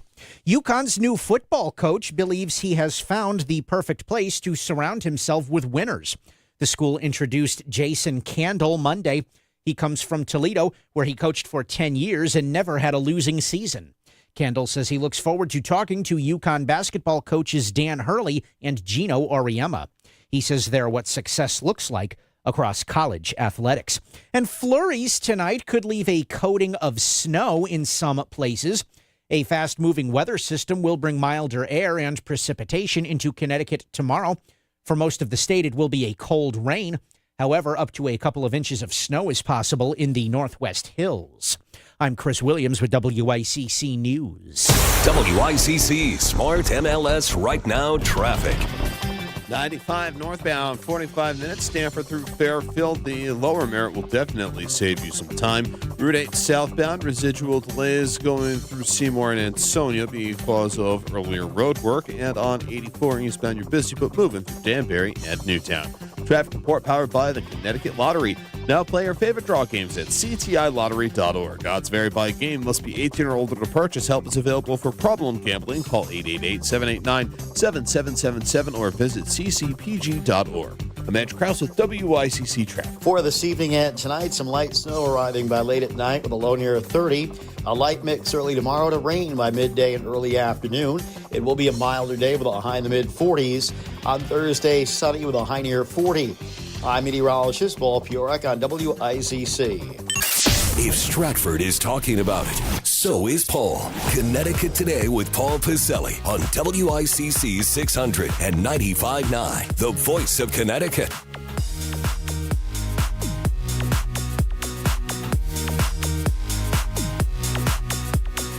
All right, 203-333-9422, 333 WICC. Now, to John's previous question, what is considered affordable housing in the state, right? And it's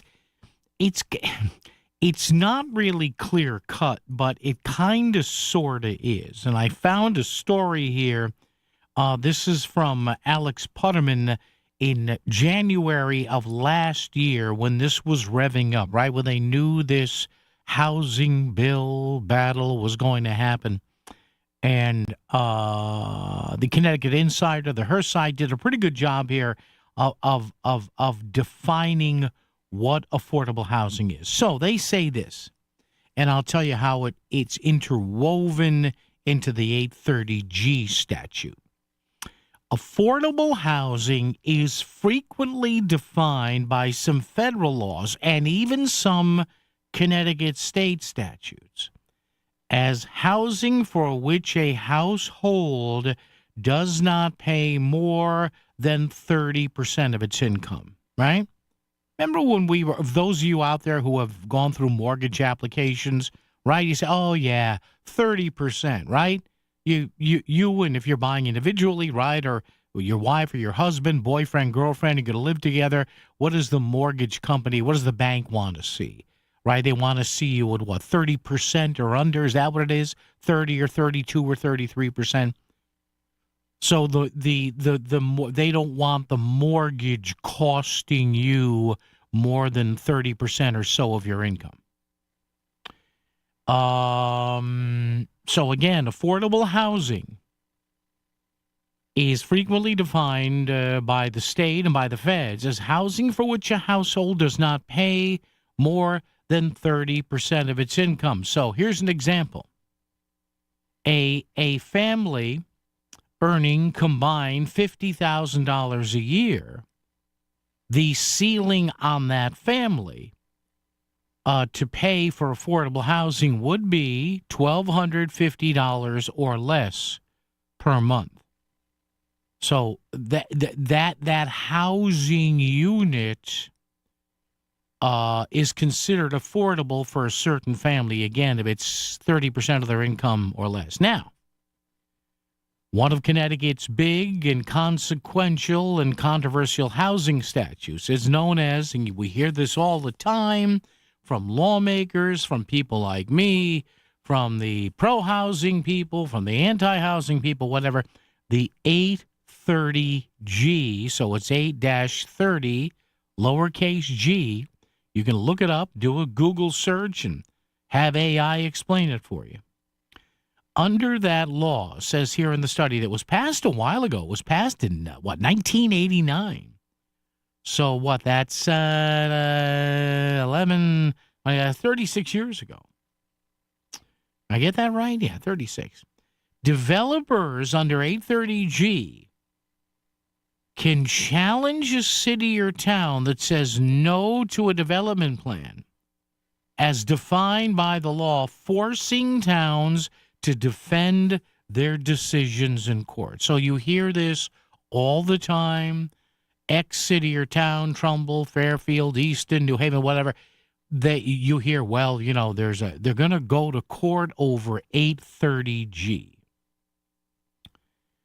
Towns and cities are exempt from the appeals process if they have at least 10% of affordable housing, which is defined in this context. In other words, what Hearst laid out here is this example. Housing subsidized by the government, whether through development subsidies or rental assistance, units specifically set aside to be rented at less than 30% of a family's annual income, yada, yada, yada. Housing finance by CHFA, the Connecticut Housing Finance Authorities, where they have a big first-time home buyer program. And also certain mobile homes and and apartments for which households pay less than 30% of their income. So this is why a lot of times, if we're talking about it here on the show, or Lisa's talking about it, or Melissa's talking about it, or you hear in the other media, so-and-so ABC Development has promised that 10% or 12% of the units will be affordable by so-and-so formula.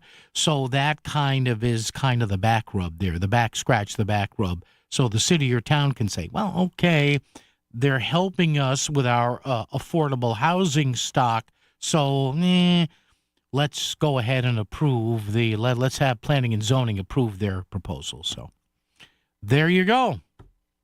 Hope that either completely cleared it up or made it even more confusing. Most people want to spend their retirement years at home, but most seniors are not equipped to do it. In fact, according to AARP, 82% of adults ages 50 and up want to remain in their current homes as they age, but only about 10% of U.S. homes are considered aging ready. Hey, Melissa Sheketoff here, and I'm so grateful my grandmother lived with us for more than 20 years. And as she got older, my parents equipped their home in Fairfield to accommodate her needs, and they got in-home care, like Connecticut In-Home Assistance. I believe in-home care made my grandmother's final years comfortable, joyful, and actually made her feel more independent. It also helped my parents to have peace of mind that someone could get her to her appointments, make sure she didn't fall, and allow them to have a loving relationship with her instead of one filled with tension and resentment. Don't wait until it's too late to make your home ready for an aging parent. Get the help you need to keep your loved one at home safe and sound. Check out Connecticut In-Home Assistance at cthomecare.com. And right now, you can even download their free ebook online. Again, cthomecare.com. CVS Health supports people in the moments that matter, from picking up a prescription to connecting care. With nearly 5 million daily interactions and serving 185 million consumers and 1.5 million healthcare professionals, CVS Health holds a trusted place in healthcare. By simplifying care and improving health, we're helping people get the care they need. Learn more at cvshealth.com/investor day. That's cvshealth.com/investor day. Too much on your list this season? Get 50% off your first 6 months of payroll at gusto.com/radio. Gusto saves you 2 days every month on payroll, taxes, and compliance. So you can go from making payroll to making gingerbread houses, checking your books to decking the halls, spreadsheets to snow angels. Switch before the end of the year and there's no need to transfer payroll history. Now that's a reason to be merry. Choose a future with Gusto and get more time for what matters. For a limited time, get 50% off your first 6 months at gusto.com/radio. WICC Smart MLS Right Now Traffic. 95 northbound, 45 minutes from Stamford through Fairfield. The Parkway northbound is a little easier. New Haven, 91 south up to 20 minutes from exit 6 down through the Merge and through Long Wharf. Wilbur Cross is your best bet through. I'm Mitch Krause with WICC Traffic. Cloudy this evening and overnight. Some light snow late with a low near 30. A light mix early tomorrow to rain by late morning and during the afternoon. It will be a milder day with a high in the mid-40s. On Thursday, sunny with a high near 40. I'm meteorologist Paul Piorek on WICC.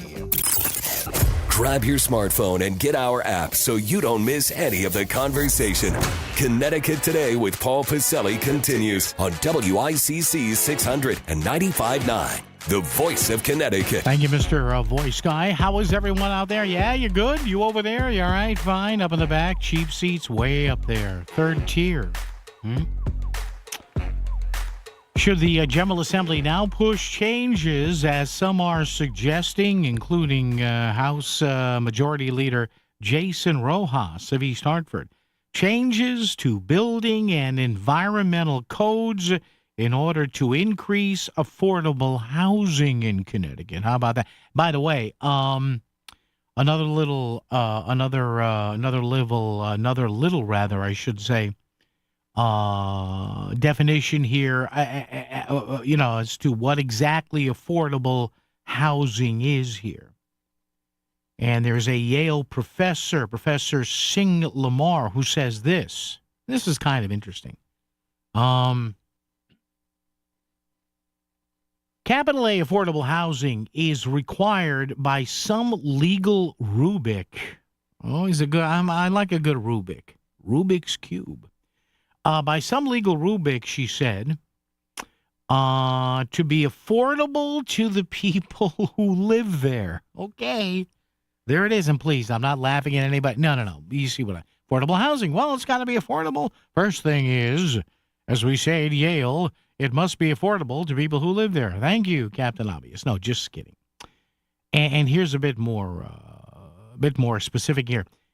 And typically, it is a combination of, and again, this is something else they're looking at here, of people can only live here if they make less than a certain amount of money. So that's obvious, right? And this is why a lot of these developers, right, they're pushing this.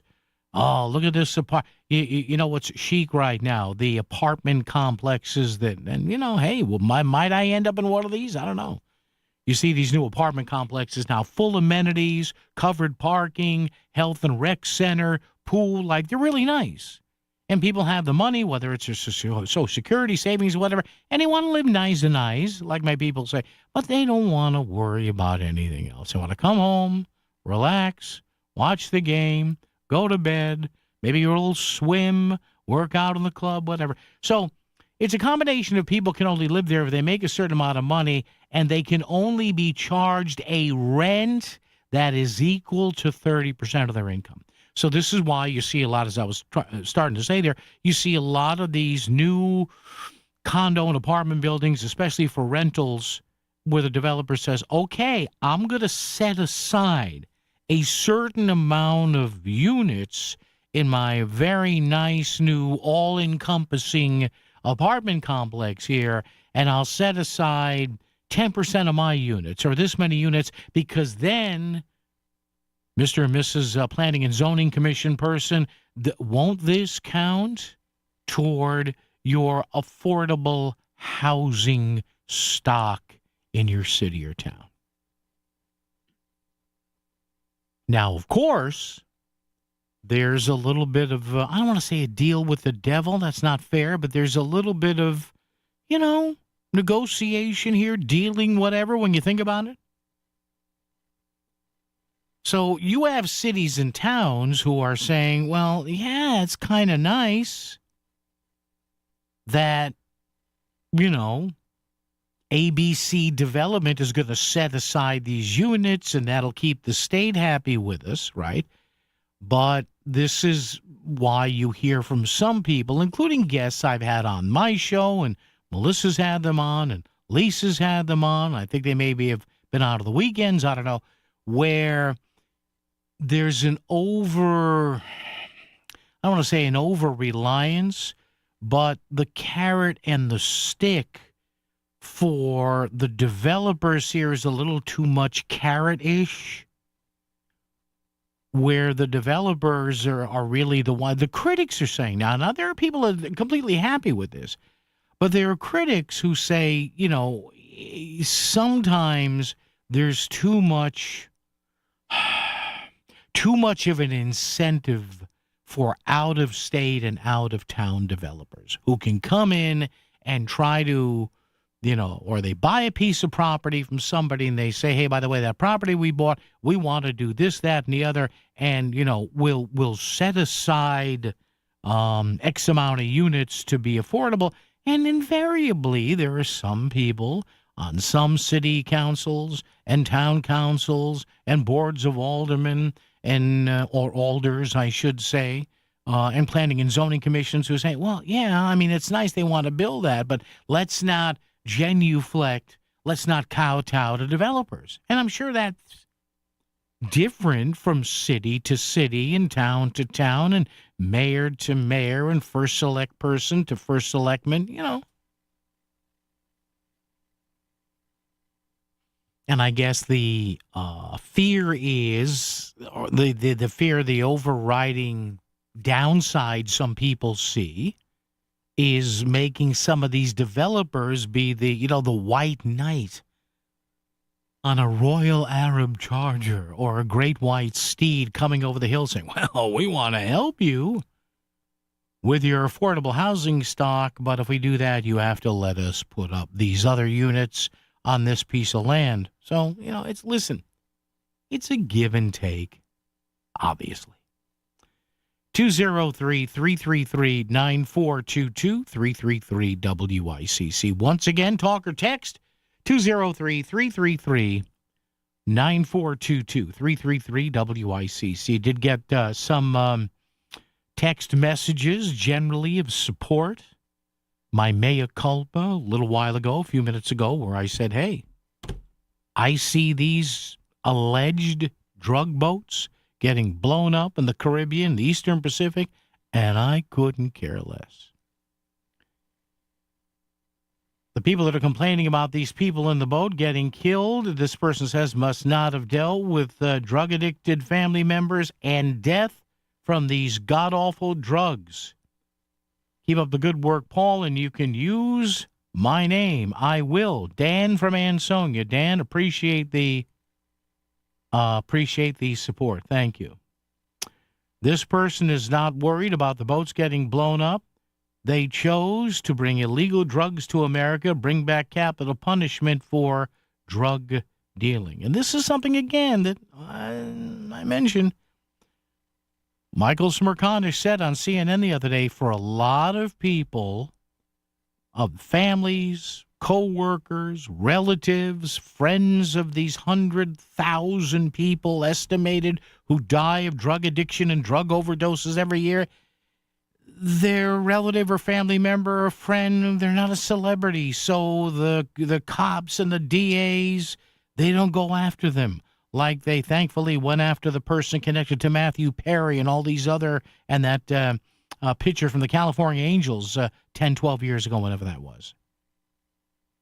But maybe the people who are just regular folk who have seen the scourge of drugs hit them and their family members and coworkers, maybe like me. Maybe like me. You see these drug boats getting blown up and said, well, if you weren't trafficking drugs, allegedly, you'd still be alive. And a person texted in to me, said, right on, brother, I'm with you. Well, thank you. So, see, now you folks have helped me, and I don't feel so darn bad. WICC Smart MLS Right Now Traffic. 95 northbound, 45 minutes from Stanford through Fairfield. The Parkway northbound is a little easier. New Haven, 91 south up to 20 minutes from exit 6 down through the Merge and through Long Wharf. Wilbur Cross is your best bet through. I'm Mitch Krause with WICC Traffic. For this evening and tonight, some light snow arriving by late at night with a low near 30. A light mix early tomorrow to rain by midday and early afternoon. It will be a milder day with a high in the mid-40s. On Thursday, sunny with a high near 40. I'm meteorologist Paul Piorek on WICC. Hi, I'm Peter from Donut Delight. Donut Delight has used Steve Basso Plumbing, Heating, and Air Conditioning since 1994. From installing plumbing in our new stores to maintaining our existing stores and our personal homes. Their guys have always been very professional and great to work with. Donut Delight has been very happy with Steve Basso Plumbing, Heating, and Air Conditioning. Looking for a reliable plumbing or HVAC company? Steve Basso Plumbing, Heating, and AC has proven customer satisfaction since 1974. Go to BassoPHAC.com. That's BassoPHAC.com. Man, I love my kids so much. I once sat for 3 hours in the cold rain to watch her soccer team lose by 18 goals. I love my kids so much, I once used a tube to suck snot out of her stuffed nose at 3 a.m. You win. Love your kids? Love them enough to make sure they're in the right car seat. From toddlers to tweens, visit nhtsa.gov/the-right-seat to find the right seat for their age and size. Keep them safe. Visit nhtsa.gov/the-right-seat. Brought to you by the National Highway Traffic Safety Administration and the Ad Council. Back to the news and talk, thanks to Smart MLS. Smart sellers ask, is my home on Smart MLS? The voice of Connecticut. WICC's 695.9. It's Connecticut Today with Paul Piselli. And again, to be completely fair, right, you may hear me say that I don't care about blowing out the drug boats and say, well, Paul, this is not a declared war. In other words, and I heard Jim Himes say this, the other day. He said it's Sunday. We used the clip from Congressman Himes out of Fairfield County yesterday, who said, hey, he said, I'm used to, as the ranking member on the Homeland Security Committee, to seeing a lot of this same kind of video, but they're not boats with just guys floating around in the water. He said that he's used to seeing, enemy combatants. He's used to seeing us do military movements against people wearing, uniforms and battle equipment and flak jackets and, infrared gear and helmets and all that and guns. All right, I guess. So you could say, well, they are combatants in a war setting. Well, then I would ask Congressman Himes this. Maybe the people on those boats aren't uniformed combatants, but you tell me, what is the purpose of the cargo that they're carrying? Assuming, and I guess now nobody's doubting this now, assuming these are finished mixed down drugs or the raw materials. All right, so let's establish that the drugs are there. What are they there for? Are they not there to, in some way, shape, or form, poison people? Maybe some Americans. Maybe they ultimately die because of their addiction. Maybe they suffer brain damage. Maybe through connections and connections and connections, some kids get hooked on something that's in those boats.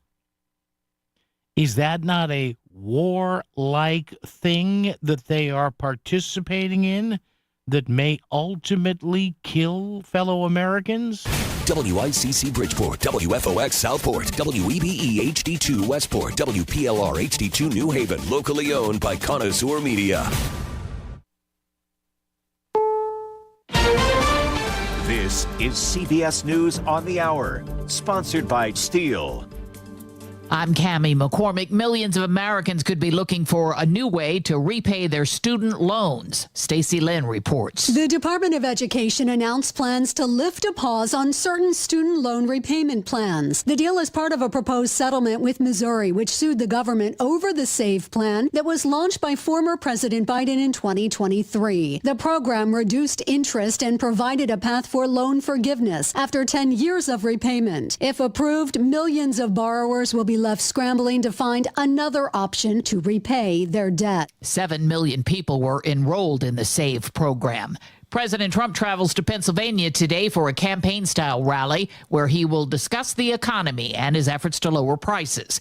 Weijia Jiang reports from the White House. It is a difficult needle to thread because in order to solve a problem, you have to acknowledge the problem. And so far, the president has said affordability is a hoax, a con job by Democrats. So perhaps he means the messaging. It's very unclear what he means, since the very reason, at least in large part, why he was elected into the White House again was to address and try to tackle prices and bringing prices down. And so he will be talking about all of his efforts, all of the administration's policies that he says will do just that. Michael Wallace reports the airline industry is expecting a record number of passengers in 2026. The International Air Transport Association forecasts passenger numbers will reach 5.2 billion, a 4.4% increase from this year. Air cargo volume should increase 2.4%. The association's chief economist, Marie Owens Thompson, says airlines had feared their profits would take a hit from this year's tariffs and trade wars. Cargo growth actually occurred in 2025, which we hadn't thought was going to be possible. Many companies front-loaded their cargo before the tariffs took effect, boosting the airline industry's bottom line. Michael Wallace, CBS News. Jake Rosen reports a federal judge has ruled the Justice Department can release more Epstein files, this time in the criminal case against his former girlfriend, Ghislaine Maxwell. What's unknown here certainly could potentially bring up new information about how Maxwell and Epstein interacted, how they recruited their victims.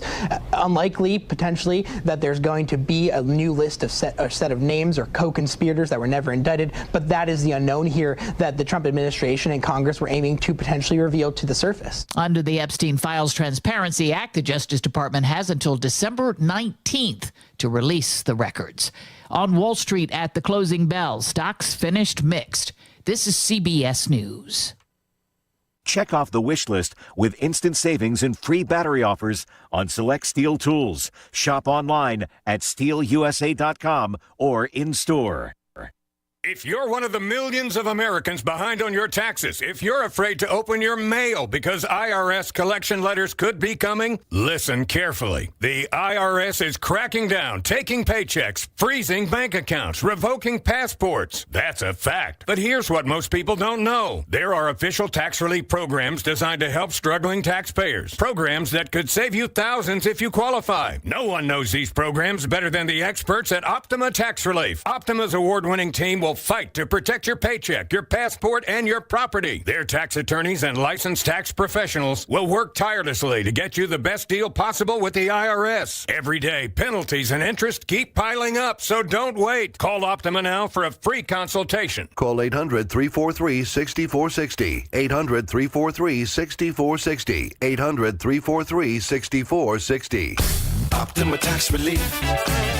Some restrictions apply. For complete details, please visit OptimaTaxRelief.com. WICC 695.9. Voice of Connecticut Local News Update. Flurries tonight could leave a coating of snow in some places. A fast-moving weather system will bring milder air and precipitation into Connecticut tomorrow. For most of the state, it will be a cold rain. However, up to a couple of inches of snow is possible in the Northwest Hills. Absentee ballots are now available ahead of the first Selectmen's special election in Fairfield in February. Democrat Christine Vitale, who took on the position following the passing of Bill Gerber, is facing a challenge from Fairfield Republican State Senator Tony Wong. Campaigns say you can also begin requesting lawn signs from candidates now. The election will be held February 3rd. The Better Business Bureau is warning Connecticut shoppers to be on the lookout for scams this holiday season. The BBB says it's seeing multiple scams, particularly online, including fake websites, phishing scams, and even on TikTok Shop. In a conversation with WTNH TV News 8, Kristen Johnson from the Better Business Bureau gave some tips on how to identify fake online purchases. They can pay just like any reputable business to get their website to the top of your search, but that doesn't make them real. They also pay to get themselves on Facebook and Instagram. Look at the URL at the top. Does it start with HTTPS? The S stands for secure. That means when you use a credit card, it will be secure. Does it have that little lock symbol in the URL? Johnson also warned that if a business does not accept a credit card, then it's likely fraudulent. She also recommends that you always take a picture of what you're buying in case you ever need to dispute a charge.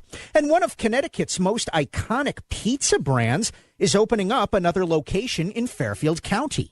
Frank Pepe's Pizzeria has finalized a lease for an over 3,500 square foot location on the Post Road in Westport.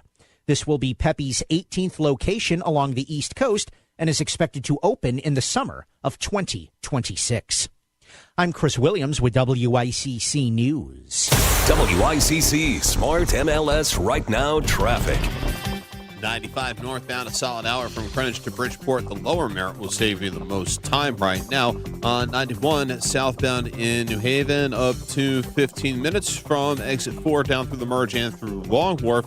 Route 8 northbound busy in Shelton heading up to the bridge. Traffic report powered by Columbia Dental in Norwalk, offering complete dental care from A to Z. Call 203-299-0111 or visit columbiadental.com today.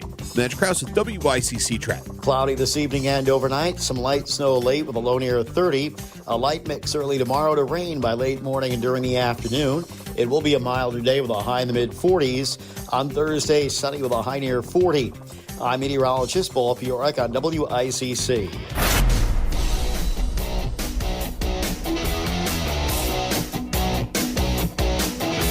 You're listening to Connecticut Today with Paul Piselli on WICC 695.9, the voice of Connecticut. Great to have you with us. 2 hours down, 2 to go. Our buddy, our pal, State Senate Republican Rob Sampson's going to join us in just a bit. We'll get his thoughts on what could be happening after the signing yesterday to the fanfare of many Democrats. Governor Ned Lamont probably relieved, actually, that he signed this Housing Bill version 2, Housing Bill 2.0. It's got now some unelected boards in it, but he says it's a little less draconian than Bill number 1. We shall see. And now there are allusions to some members of the General Assembly saying, hey, maybe we should relax or change or modify some environmental regulations, or maybe we should relax, modify, or change some building codes here to squeeze more units onto a specific lot or parcel of land, or squeeze more units inside of a specific shell of a building. So we'll talk with Rob about that. Just got sent this. Newtown denies a plan for 300 apartments. The developer vows they will go to court. Dun, dun, dun. So our Facebook question of the day, facebook.com/voice of CT, Voice of Connecticut, Voice of CT. Should the Connecticut General Assembly now push changes to building and environmental codes in order to increase affordable housing in Connecticut? What say you? Chris Williams has been sifting through the answers, again deleting and not going to read the obscenities here. And he has come up with what, sir? No such thing as affordable in Connecticut from David. Adam simply said no, as did Renee. And Vincent said no, they have done enough damage. Let the local government work it out. All right. Well, see, now here's a case here, as this was just sent to me, when sometimes the local government and the developers cannot work it out. Newtown denies plan for 300 apartments. Developer vows court action. Leaders rejected a plan by Stephen Shapiro to build 300 apartments with affordable units, setting up what an attorney vowed will be another court action against Newtown over a controversial residential development. The reasons they gave for denying the plan are not applicable to the 830G application. So again, here we go with 830G. That assertion from Shapiro's attorney, Stephen Bellis, referring to a section, as we just said, kids, of Connecticut law that gives broad protections against routine denials for development plans that set aside 30% of units as affordable. Bellis said Monday he plans to file an appeal of Newtown's denial in state superior court. All this in connection to a unanimous decision last week by the Planning and Zoning Commission in Newtown to reject a request from Shapiro to change the zone. Now, many of you may know where this is. Near Bethel's busy Stone Hill Road commercial corridor to allow what would be the largest residential development in Greater Danbury. I had somebody call me on this a couple of days ago. We have friends in Bethel. And somebody said and somebody mentioned 300 units. And I said, okay. And I said, 300 units, that's pretty big. Well, yeah. All right, so where are we going here? And now, will this signing of this bill now embolden the pro-housing folks, all the activists at UConn and Yale and Wesleyan and all this, all the attorneys, to push for this stuff even more? We'll talk about that coming up right here on WICC. You're not always always near your radio, but you still want to stay informed on Fairfield County matters. There are lots of ways to enjoy WICC beyond your radio at 695.9. Stream us free at work on voiceofct.com or on your smartphone by downloading our app. And now it's easier than ever to listen on your smart speaker when you say, play WICC. The voice of Connecticut is always live, local, and free, wherever you are. Sometimes the most important personal breakthroughs are made possible by medical ones. And that's why Smilow Cancer Hospital delivers the pioneering research of Yale Cancer Center, like targeted therapies based on your genetic makeup and groundbreaking clinical trials that offer hope when you need it most. All delivered by a multidisciplinary team dedicated to you and your specific type of cancer. Smilow Cancer Hospital and Yale Cancer Center. We're powering breakthroughs with the greatest of care. Winter is the best time of the year to test for radon in your home. Closed doors and windows provide the most accurate reading. Protect your family with a free on-site radon test kit from Apex Radon Solutions. Don't miss out on an opportunity to ensure your family's safety. Act now and let Apex Radon Solutions help you breathe easier with peace of mind. Go to apexradonsolutions.com today to schedule a free on-site test kit. Healthy air, healthy home, healthy life with apexradonsolutions.com. Town Fair Tire sells Continental winter tires for the guaranteed lowest price because we stock more Continental tires than any other tire dealer. So we buy for less and we sell Continental winter tires for less. Plus, you always get more from Town Fair. Yes, more free services than any other tire dealer. Now with over 120 locations and still growing. Nobody beats a Town Fair tire deal. I mean, nobody. Name brands at discount prices. Town Fair Tire. Need roofing, vinyl siding, gutters, or chimney repairs?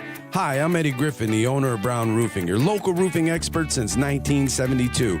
From cracked shingles to leaky chimneys, our certified technicians handle it all. We don't just install, we fortify your home for decades of protection. And right now, you could get 0 interest, 0 payments for 24 months. Call today at 475-445-1195 or visit us at brownroofing600.com. Brown won't let you down. Who picks Post University? People who pick Post are people who believe in themselves and their potential. Post people want a school that helps them succeed on their terms, on their budget, and on their schedule. They want on-campus activities and online flexibility. Most of all, they want an education that could help prepare them for success in over 50 fields. Because when you're an Eagle, the sky's the limit. Are you a Post person? Find out now at post.edu. It's why Access Health CT is here to connect you to health and dental coverage, to offer you free expert help, to maximize financial assistance, to help you discover the peace of mind of having health and dental coverage. Enroll today at accesshealthct.com. The best lights to see this holiday season are the ones unforgettable experiences ignite in children's faces. So feed some rays or touch a shark. Explore the wonders of the sound and make memories to last a lifetime. Visit maritimeaquarium.org to plan your visit today. WICC Smart MLS Right Now traffic. 95 northbound, a solid hour from Greenwich to Bridgeport. The lower Merritt will save you the most time right now. 91 southbound in New Haven, up to 15 minutes from exit 4 down through the Merge and through Long Wharf. Route 8 northbound busy in Shelton, heading up to the bridge. Traffic report powered by Columbia Dental in Norwalk, offering complete dental care from A to Z. Call 203-299-0111 or visit columbiadental.com today. Mitch Krause with WICC traffic. For this evening and tonight, some light snow arriving by late at night with a low near 30. A light mix early tomorrow to rain by midday and early afternoon. It will be a milder day with a high in the mid-40s. On Thursday, sunny with a high near 40. I'm meteorologist Paul Purek on WICC.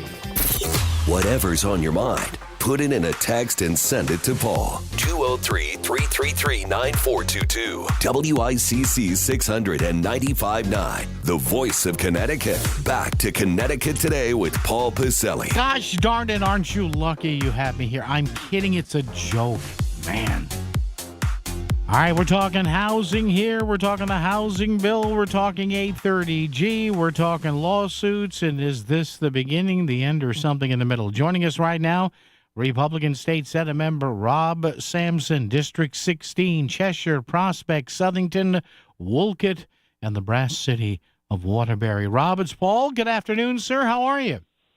I am doing great, Paul. Thank you for having me. Rob, are you popping the champagne over the housing bill yesterday or not? I'm guessing no, but I have to ask.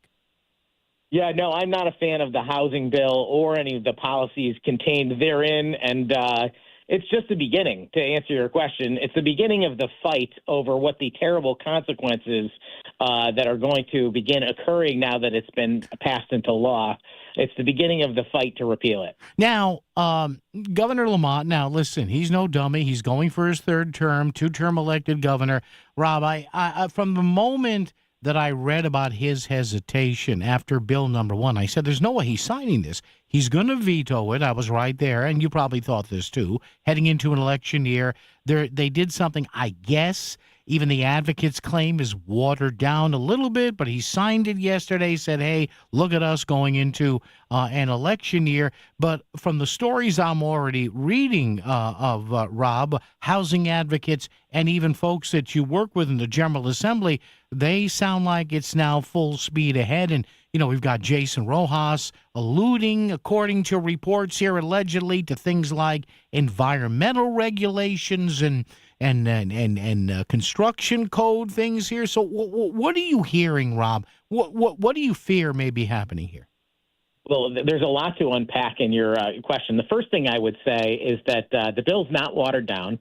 I do not know what the Democrats, Jason Rojas, or anyone else had to say to the various municipal advocacy organizations like the Connecticut Conference of Municipalities or the Council of Small Towns to convince them to come forward and suggest that this bill was actually had some redeeming qualities as they did just before it was brought forward in the special session. The fact of the matter is those people didn't actually see the bill that we voted on because no one saw the bill we voted on other than the people that wrote it until 1 hour before the House voted on it. So I don't know what version they were looking at that they thought was, somewhat appealing. But I wonder if those people still feel that way now because, my version of 8002 that was put out in front of me was virtually the same bill that we had passed during the regular session that the governor vetoed. And it's bad policy all around. To your point, the governor vetoed the first bill, I think, wholly on political grounds. I think he wanted to appear that, he pushes back on his own party and that he's a bit of a moderate and so forth. But the actual signature, pen to paper on 8002 should tell everybody across this state that Governor Lamont is no moderate and that he is very much in favor of a complete and utter takeover of local control, of home rule, of decisions being made on the ground by people that actually live in the 169 towns of Connecticut. Now, Rob, obviously there are going to be people, and maybe they're listening to this, I don't know, who are going to say, oh, come on, Sampson, you're fear-mongering here again. I'm sure there are some people you work with up in the General Assembly on the other side of the aisle saying, here goes Rob Sampson again. This is going to be great. What's he worried about? To those people, you would say what? I would say that I'm indeed fear-mongering, but I'm not doing it because there's nothing to fear. I'm doing it because there is absolutely something to fear. This is just a power grab. It is less about housing. It's certainly not about quote-unquote affordable housing. Yeah. During the debate on the floor of the Senate, I actually had the tremendously rare opportunity to engage with Senator Bob Duff. He doesn't usually come to the floor to debate bills. And I asked him, what do you mean by affordable?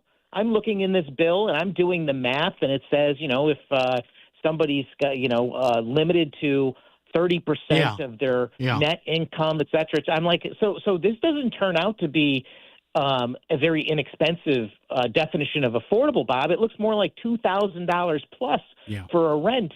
And I know for a fact that the people that are coming before the Housing Committee, the many, many people advocating for the Democrats' housing policies, they're not expecting that. They think rents are going to come back to being $800 a month, $1,000 a month. Yeah. So their definition of affordable, I think, is a little bit different than what they're being sold. Yeah, and it's interesting you mentioned that and Bob's area of Norwalk. I had a guy call me, Rob, maybe about 2 or 3 months ago when we were debating this, and a gentleman who was an employer, and he said that one of his employees had finally, in a relatively new building in Norwalk, had got I'm using air quotes, Bob. I'm using air quotes now, Rob. Visualize me got an affordable unit. And the guy told me it was the last unit in the building near the garage and the stairwell. I said, what was his rent? He said his affordable rent was $2,200 a month. And I said, wow, is that affordable? What am I missing here, Rob? You tell me. Right. Again, you're missing the fact you're not missing anything, Paul. I mean, frankly, but people on the street are missing the fact that the Democrats' definition of quote unquote affordable is not actually affordable. And they should be very, very leery of it. They're also conflating this homelessness problem. They try and suggest that somehow this bill is going to address homelessness, and I'm like shaking my head, like how's it going to do that? I don't. We for one thing, we have a very small population, relatively speaking, nationally of homeless. That's not to say that's a good thing. I'd like to solve that problem myself, but creating a lot of 2,000 plus rents is not going to do that. Most of the people that are homeless are homeless because of other issues, mental illness. God knows what, drug addiction. But creating a bunch of new construction, for lack of a better term, rather than affordable housing, I don't think it's going to help them. In fact, I don't think it's going to help anyone. I mean, I think that it'll create more traffic in Connecticut if people want that. Yeah, and two things, Rob, and Rob Sampson is the guest, Republican State Senate member, District 16. Rob, two things. Number one, you mentioned something a couple of minutes ago. I just want to make sure people hear. So this is a very consequential bill. To what extent the consequences will be, that's, to be determined. And you said you got this bill an hour before you were supposed to cast an educated vote on this. Is that true? An hour? Well, the House of Representatives got it an hour before their vote. Yeah. The House came in the day before, so I had a day and an hour, I suppose. All right. But it's 50 sections, over 100 pages long, and very, very consequential, and, of course, brought in under the pretense that it's an emergency. Yeah. They couldn't wait till January for us to actually have a public hearing where people could weigh in, an actual committee process where we debate the ins and outs of the bill. No, they didn't want to do any of that. They wanted to rush it through in the dark of night during special session under the so-called emergency. And like I said, the consequences are going to start, showing up. And that's when I think we're going to start to see what this bill was really about. Yeah, and finally, Rob, a lot of people that I've talked to on this who are not necessarily in favor of it over the past few months, they seem to think that people don't understand, because there are a lot of people, Rob, they don't get into the minutia of all this stuff. They don't understand. A lot of the critics are saying this now, of the outsized influence, the increase in influence that this gives many developers who are now licking their chops at areas in Connecticut that they want to get into. Right. There's no question about it. And again, I mean, developers have a point in that some communities do go out of their way to arbitrarily restrict them from being able to engage in their industry. But the fact of the matter is that is an issue that should be taken up with the town government at the town level. And, just like the circumstances that you just described in Newtown, there is a legal mechanism that can be put into place if they feel that they're being treated unfairly. What this legislation that the governor has signed is really going to change that. So no longer will towns be able to defend themselves. They're going to have to succumb to whatever the ability of that industry is to put force, upon them to create this housing, whether they want it in a specific location or not. I mean, ultimately, what this does, it allows residential property to be created out of commercial property as of right. It's going to allow very large residential structures with multiple units to be built in neighborhoods that don't look like that have single family housing or multiple acre zoning, that kind of thing. these communities have developed their own character over the decades that they've existed in Connecticut. And the people that live in those communities choose to live there because of what it looks like in their town. This is going to undo that. And that's the concern that I have more than anything else, is it undoes the ability for local town governments to that are elected by the people that live right there in that town to decide what their community is and looks like. It's going to leave that up to the Democrats in Hartford. And trust me, I tell you, most towns across Connecticut are not going to like the changes that are made. All right, we'll have to keep an eye on it. Rob Sampson. Rob, thanks. Appreciate it, man. Take care, and we'll chat down the road. Be good. Always my pleasure. Thank you. All right. 16th District, Republican State Senate member Rob Sampson. Agree, disagree? Let me know what you think. 203-333-9422, 333-WICC. WICC Smart MLS Right Now Traffic. 95 northbound, a solid hour from Greenwich to Bridgeport. The lower Merritt will save you the most time right now. 91 southbound in New Haven, up to 15 minutes from exit 4 down through the Merge and through Long Wharf. Route 8 northbound busy in Shelton, heading up to the bridge. Traffic report powered by Columbia Dental in Norwalk, offering complete dental care from A to Z. Call 203-299-0111 or visit columbiadental.com today. Mitch Krause with WICC Traffic. Cloudy this evening and overnight. Some light snow late with a low near 30. A light mix early tomorrow to rain by late morning and during the afternoon. It will be a milder day with a high in the mid-40s. On Thursday, sunny with a high near 40.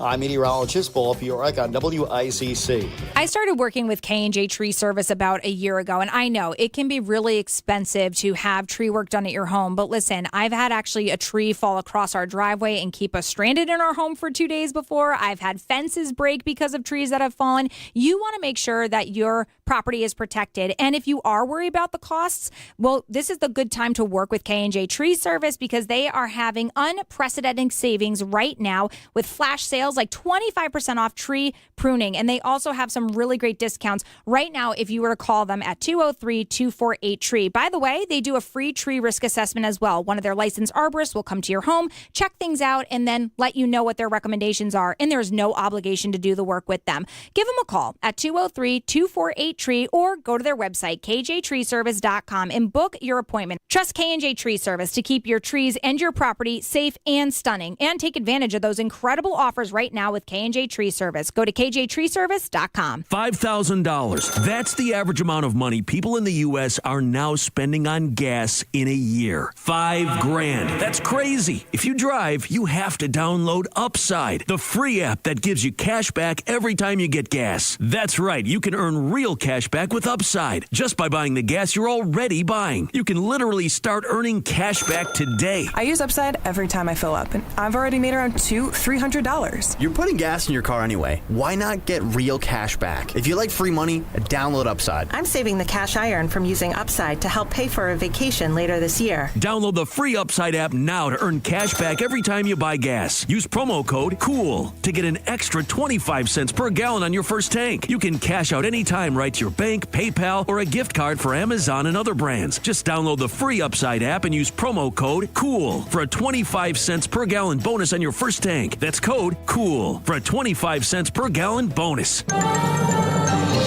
This is WICC 695.9, the voice of Connecticut. CBS News Brief. President Trump is headed to Pennsylvania later today for a campaign-style rally. CBS's Weijia Jiang reports. Well, the White House says he will be sending a positive economic message and really try to focus on the things that he has already done to bring prices down and on the prices that have come down. For example, he is expected to talk a lot about gas. Defense Secretary Pete Hegseth was to brief top lawmakers today, along with Joint Chiefs Chairman General Dan Kane and Secretary of State Marco Rubio. Tarian Small reports lawmakers will have a lot of questions for Hegseth about the strikes on drug boats. This will be a continuing conversation as not just Democrats but Republicans have also hinted at wanting Hegseth to have a public hearing, public testimony before Congress on this matter as well. Job openings barely budged in October, coming in at 7.7 million amid uncertainty about the economy. Stocks are mixed. CBS News Brief, I'm Cammie McCormick. WICC 695.9. Voice of Connecticut Local News Update. A Connecticut man is at a loss for words after his hopes for becoming a U.S. citizen were put on hold. Moises Ricardo came to the U.S. from Cuba 17 years ago. He was due to take his exam to become a U.S. citizen next month, but he was recently told the exam was canceled with no explanation. Ricardo says he needs to become a citizen so he can collect Social Security, but he has no idea when or if he'll be able to become one. He told NBC Connecticut he's truly devastated. Connecticut nurses and other healthcare workers say new federal student loan rules threaten the future of the profession. At a Monday news conference, healthcare union members stood with Senator Richard Blumenthal to criticize changes that are part of the so-called One Big Beautiful Bill Act, which cap graduate borrowing at $100,000. Here is the definition of stupid. At a time when you have a shortage of nurses, put unrealistic, cruel, dumb caps on student loans for nurses. That's what not to do, but that is exactly what the great, big, beautiful bill of Donald Trump is doing. The Education Department also removed nursing from its list of professional degree programs that would limit available aid. Federal officials say the move is meant to prevent nurses from taking on unmanageable debt. Blumenthal argues it will deter people from entering the field. The state has dropped criminal charges against a Fairfield University student who was arrested for promoting a fake SantaCon event on Instagram last month. The actual SantaCon party took place at Jennings Beach in Fairfield this past weekend. Emmett Blaney had faced charges of disorderly conduct and third-degree criminal trespass after using a fake address belonging to a private resident to advertise a false, unsanctioned gathering. You can now see who federal officials call the worst of the worst criminal illegal aliens. The Department of Homeland Security launched a new web page Monday that allows you to search a database of those arrested by DHS under the Trump administration. Connecticut has over 40 people on the list. You can search for yourself at wow.dhs.gov. A New Haven firefighter has been laid to rest. Funeral services for Chris Brainerd took place Monday in Shelton. The 36-year-old Brainerd died last Wednesday following a battle with cancer. He had served the New Haven Fire Department since 2015 and was also a former member of the Echo Hose Hook and Ladder Company No. 1 of the Shelton Fire Department. Brainerd is survived by his wife and 2 young children. Connecticut is taking steps to make housing more affordable. That's what Governor Ned Lamont said Monday after signing a housing bill. You're not serious about affordability unless you're serious about housing. He says it'll make housing more affordable and accessible for families across Connecticut. But it's important. It's key to the future of our state. It gives young people the very best opportunity. And their grandparents, if they want a chance to downsize, they can do that as well. The bill eliminates some previous restrictions in the hopes that doing so will quickly lead to more homes being built. Republican House Minority Leader Vin Candelora told CTMirror.org it's wishful thinking to believe giving private equity developers free rein will solve the state's housing problems.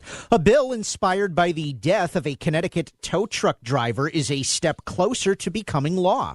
Senator Richard Blumenthal announced Monday his National Move Over Law Day resolution passed the Senate. Blumenthal says the resolution highlights slow down move over laws across the country and reminds drivers to do just that. He says he proposed the resolution in honor of Corey Iodice. The tow truck operator was hit and killed 5 years ago while helping a driver. And UConn's new football coach believes he has found the perfect place to surround himself with winners. The school introduced Jason Candle Monday.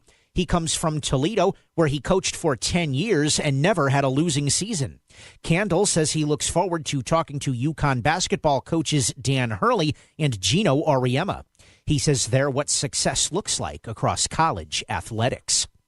I'm Chris Williams with WICC News. WICC Smart MLS Right Now Traffic.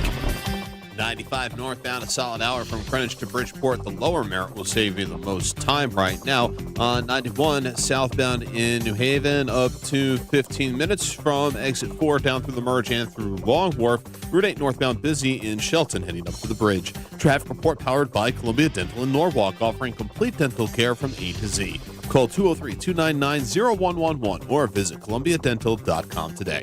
Mitch Krause with WICC traffic. For this evening and tonight, some light snow arriving by late at night with a low near 30.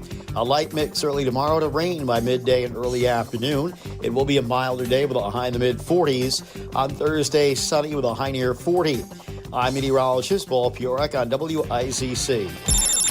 Paul wants to hear from you.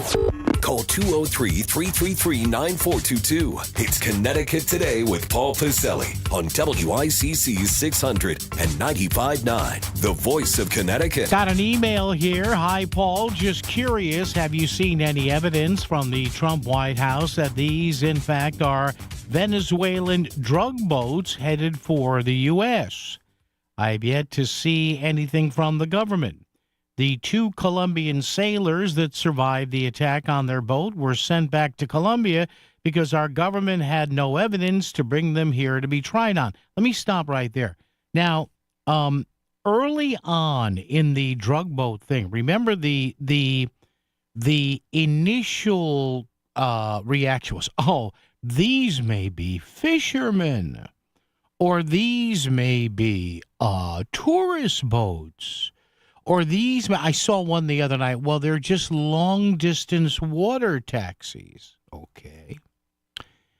Then we had a couple of stories about a week and a half, 2 weeks ago from the Associated Press, hardly a right-wing outlet, that contracted with some journalists in Central South America, and they pretty much said, well, yeah, these are drug runners. In fact, they went ahead and they found the families of some of these drug runners. They talked to them, and low-level criminals. One was a failed businessman. And then following up the AP story, the Wall Street Journal also did, and they actually were able to find out more details on the ground about some of these drug boats. So I think the initial mantra of, well, how do we know these are drug boats? Now that's been gone because, and again, you look at the video and you look at the stills, and immediately you can go online and people saying, well, those are high-powered outboards. You can see they have bags and they have plastic containers there. And now, once the Pentagon started disseminating more and more of this video stuff, most people who were trying to cover and say, well, how do we know these are how do we know these are involved in the drug trade? Even I gave it a few days. So, well, they may have screwed up on this one. No, there's another one. Why did we bomb them? I guess we bombed them because they had drugs on board. The State Department's 2025 International Narcotics Control Strategy Report said the department, in consultation with the DEA and other relevant agencies, has identified Mexico as the only significant source of illicit fentanyl. These are illegal extrajudicial killings on the high seas and are no more than piracy. If you have any evidence to the contrary, please present it or take some X-Lax. Just say we want to overthrow the government and steal the oil. Might be nice, huh? It's a crime, but at least you're not taking your audience for fools. Merry Christmas, Tony, from the great Republican city of Shelton, where the rule of law still matters. Tony, thank you for the email. Interesting points you raise. After seeing the video and the photos and reading the AP stories and reading the Wall Street Journal stories, I just, and again, maybe this makes me a bad person, but if these boats get blown out of the water, and I'm not saying this to be arrogant, I'm just being honest with you people. I don't care.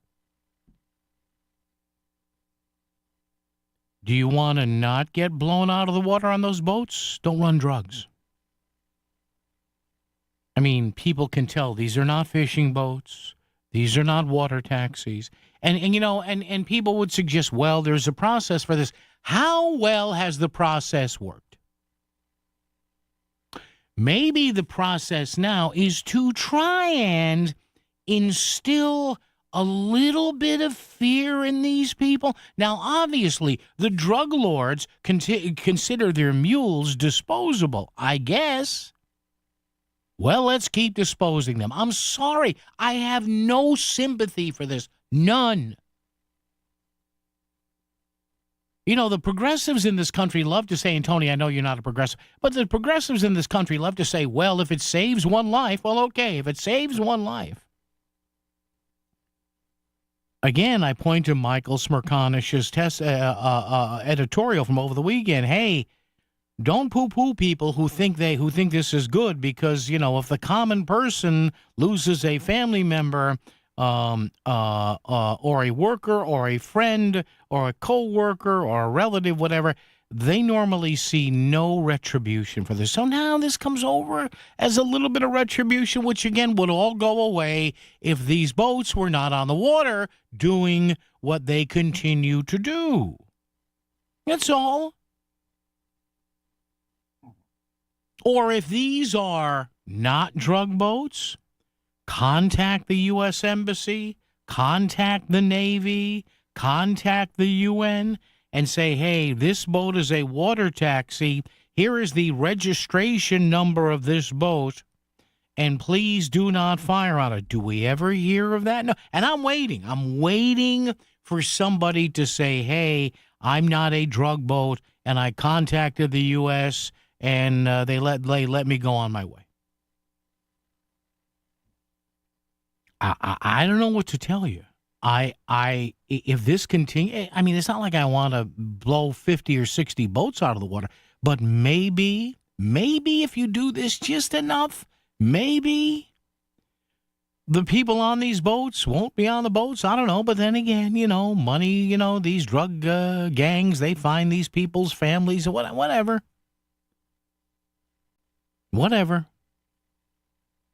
Although the fear is politically here by a lot of people that don't like it, because they will look at this and they say, you know what they may say? Now, again, I'm not saying I agree with this or not, but you may, you know, the fear is among the political elites in D.C.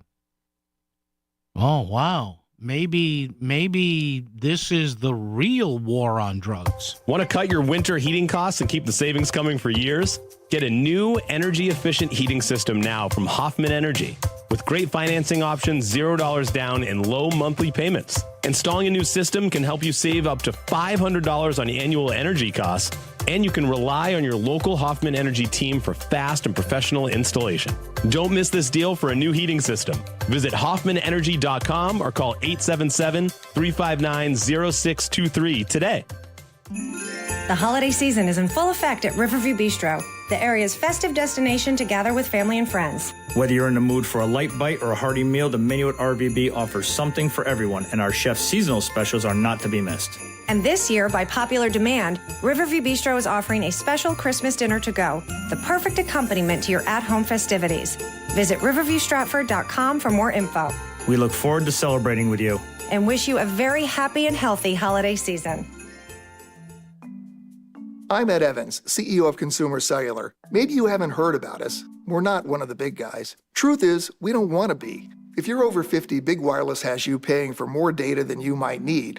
Why? They might want you to cover the costs of younger people who do use all that data. If you're not using the data, you're probably being used. We've heard time and time again that some Big Wireless customers get stuck paying hundreds and even thousands more for years and years because they think it's hard to switch. Not with us. It takes just about 20 minutes and you can change your plan anytime without extra charges. We use the same towers as the big guys, so you'll get the same fast nationwide coverage without the big wireless bill. Our plans start at just $20 a month. And for a limited time, switch and get your second month free. Call 1-888-FREEDOM, visit consumercellular.com or a store near you and get your second month free today. Plans include $5 credit for auto pay and e-billing. See site for additional details. It's time for the Market Scoreboard Report with Ron and Sana. Now on WICC 695.9, the voice of Connecticut. Stocks closed mixed today as the Dow was dragged down by weakness in J.P. Morgan, which tumbled 4% on expectations, an announcement, in fact, that it would see its expenses hit over $100 billion next year. Stock fell 4%, dragged the Dow down 179 points to 47,560. The S&P lost 6 to 6840, while the Nasdaq held up a bit, picking up 30.5 points to 23,576. Ahead of tomorrow's Fed decision on interest rates, widely expected for another quarter-point cut, long-term bond yields rose again to 4.19% on the 10-year Treasury. Dollar firmed up against key foreign currencies. Oil slipped nearly $0.50 to $58.39 a barrel. Gold up $21 to $42.38, and Bitcoin also advanced on the day. So all eyes on the Fed tomorrow at critical decision, and what comes after it in the news conference from Jay Powell will also be watched closely as to whether or not the Fed remains divided over worrying about inflation or weakness in the labor market.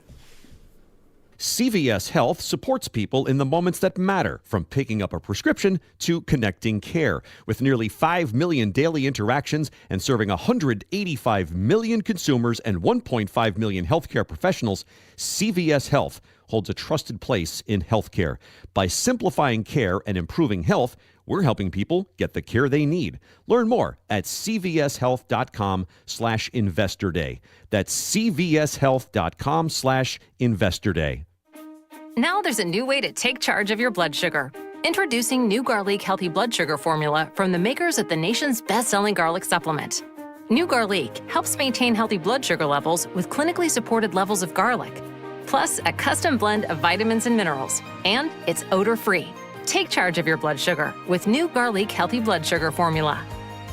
These statements have not been evaluated by the FDA. This product is not intended to diagnose, treat, cure, or prevent any disease. Use as directed.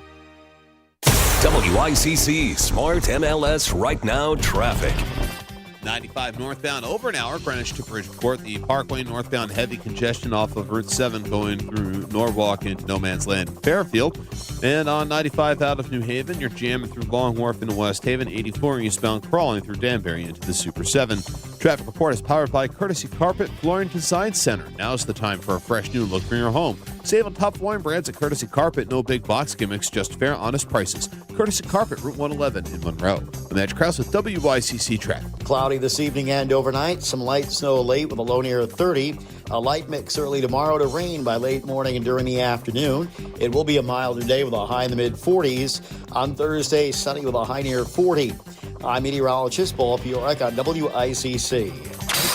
Never miss a moment when you listen through your Amazon Echo. It's Connecticut Today. It's Connecticut Today with Paul Pacelli on the Voice of Connecticut, WICC 600 and 95.9. We're going to go to the phones momentarily. How about this? Grab the popcorn. New York City Mayor-elect Zohran Mamdani appointed a rapper who served 7 years for armed robbery as a justice advisor. Oh, man, grab the popcorn, the peanuts. Maybe I'm going to be wrong. I don't know. The pork rinds.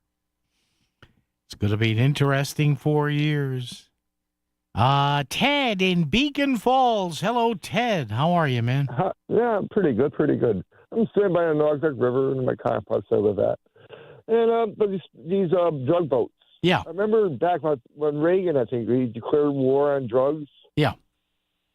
Okay, the Coast Guard used to do this. Well, the Coast Guard could only do this in U.S. territorial waters. Yeah, this is international water. Yeah. Yeah, you do it. Okay, I understand that. But yeah. We've been doing it for 20, 30 years. Just waiting until they got to our waters then. Yeah. Nothing different. Well, I mean, Ted, yeah, and did that have, here's the question, did that have any effect? Now, I don't know whether this is going to have an effect or I think it did. I heard not. Reports that less people are dying. That's good. ODs. Yeah. That's what I heard on, I think it was another show that I listened to. Yeah. And I was hooked on crack and cocaine before, years ago, 40 years ago. Oh. I got arrested, locked up for 2 hours, and I quit. Really? That's all it took? Yeah. Oh, yeah. Bridgeport Rock. No, but God bless. So, wait a minute. Hold on. So, you got arrested, and then you decided. I did 110 hours community service. Okay. But And, you decided right then that was it. I had enough. Yeah. God bless you. I God wish you could bless. do that with cigarettes. Yeah, but you know what? I'd rather, if you got to do something, Ted. Yeah. That was. I'd be dead right now if I think. Oh, Ted, thank you for the call. I do appreciate it, Ted. Thanks you, and God bless you. How about that? I have a friend of mine who I used to work with in radio, and he's finally, just to juxtapose how difficult it is for some people and not, and good for Ted there. I have a friend of mine who I used to work on the radio with 26, 27, 28 years ago. Functioning crack addict. And only now, and he's starting to get back into performing a little bit. He was a stand-up comic and everything. Funny guy, dude. Really funny guy. But only now is he finally saying he thinks he's got it licked. Finally. Wow. All right, Ted, good to hear from you, man. God bless you. After it got locked up once and said, that's it, enough. Yeah, if you got to do something, Ted, do the cigarettes. Do the darts, man. It's not great, but it's better than the other stuff. Leonardo in Stratford is here. Leonardo, how are you? What's up? Hey, what's up? Pacelli, how are you? Hey, Leonardo, come sta? What's up? Bene, grazie. Yeah. I have to call. I have to put the 20 cents in because I get mad. You know, the senator here. Yeah. That asshole on TV says, is there not such a thing, a narco-traffic boat? He said that. I did. I did see that. Yeah. That's what he said. It's not such a thing. Yeah. There's enough traffic a boat. Listen. So what they do, they kill innocent people. But what the heck are these people? They're clowns. They're three clowns. Why they don't say nothing about the $1 billion with the Somali? Here's what I think. Here's what I think, Leonardo. I think that even people who criticize the boat attacks, I really think this, people who criticize the boat attacks, actually, if you got them behind closed doors and talked to them anonymously, I think a lot of them are in favor of this, but they'll never say it. They can't say it. You know what I mean? But to go on TV and say that, it's not such a thing. So what do we see on TV? We see a ghost? Yeah. I don't know. I don't understand. These people, they should not be here. They should not be senators. Should be in Venezuela, in Mexico, in Colombia. Oh, they should leave it there and not here. Yeah. Because they're against the nation. You know, everything they Trump, I don't care because I'm not one or the other. I'm a neutral. Okay. I mean, But what's belong to God is, and what belongs to Caesar. Well, what's true is true. What is not true? That's what I am. I don't care who is. Yeah, me neither. No, yeah. Hey, Leonardo, I got to run, my friend. Grazie. Appreciate it, buddy. Okay, take it easy, Leonardo. Yeah, it's... But you know what? Here's the bottom line. Whether you're for the drug strikes, the strikes on these alleged drug boats, whether you're against the strikes, whether you don't know what to think, you may be neutral in the middle, this is good because this is the kind of thing we have to discuss. It is. These are the kinds of things that we have to discuss. Why are you for the strikes on the drug boats? Isn't that an extrajudicial killing? No, I'm against it. Why should, you know what I mean? There's nothing wrong with looking at this situation and trying to, if we can, divorce, as hard as that is, divorce ourselves from the partisanship here and say, well, maybe we shouldn't be doing this against the drug boats, but are we doing all that we can? Traffic and weather together right here on WICC. WICC Smart MLS Right Now Traffic. 95 northbound over an hour, Greenwich to Bridgeport. The Parkway northbound heavy congestion off of Route 7 going through Norwalk and No Man's Land in Fairfield. And on 95 out of New Haven, you're jamming through Long Wharf into West Haven. 84 eastbound crawling through Danbury into the Super 7. Traffic report is powered by Courtesy Carpet Flooring Design Center. Now's the time for a fresh new look for your home. Save on top flooring brands at Courtesy Carpet. No big box gimmicks, just fair, honest prices. Courtesy Carpet, Route 111 in Monroe. I'm Edge Krause with WICC Traffic. For this evening and tonight, some light snow arriving by late at night with a low near 30. A light mix early tomorrow to rain by midday and early afternoon. It will be a milder day with a high in the mid-40s. On Thursday, sunny with a high near 40.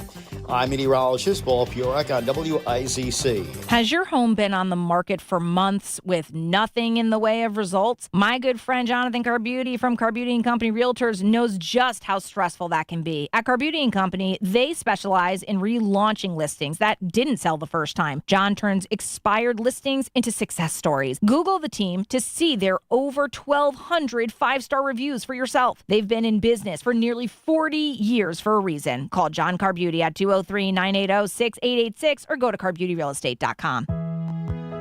For over a century, Abriola Parkview Funeral Home in Trumbull has been a beacon of support and compassion for families navigating the profound challenges of grief and loss. Family owned since 1906, we are dedicated to helping you honor your loved ones with dignity and respect.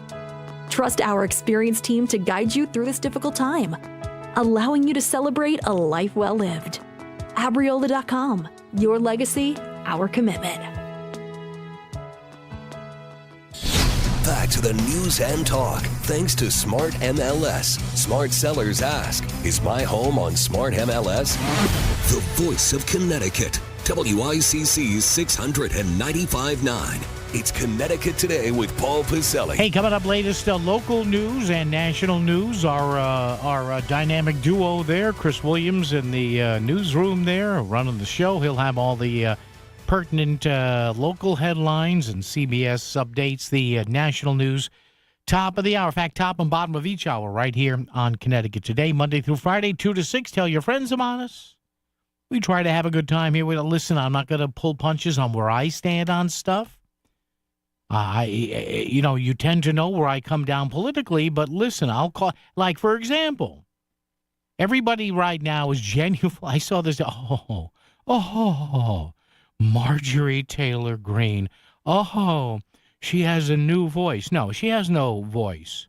She's still a Cavone. The only reason she's leaving the Republican Party, and I got yelled at on social media a couple of years ago. You folks know how consistent I was, saying she's a phony and I don't like her. She came to Connecticut. I said, "What are you going? Why are you doing? Why are you going out there to see her?" And I was right. And now you see who's in the big now with a problem at an airport. Go check out Nancy Mace, another one, berating somebody in public. Come on. WICC Bridgeport, WFOX Southport, WEBE HD2 Westport, WPLR HD2 New Haven, locally owned by Connoisseur Media.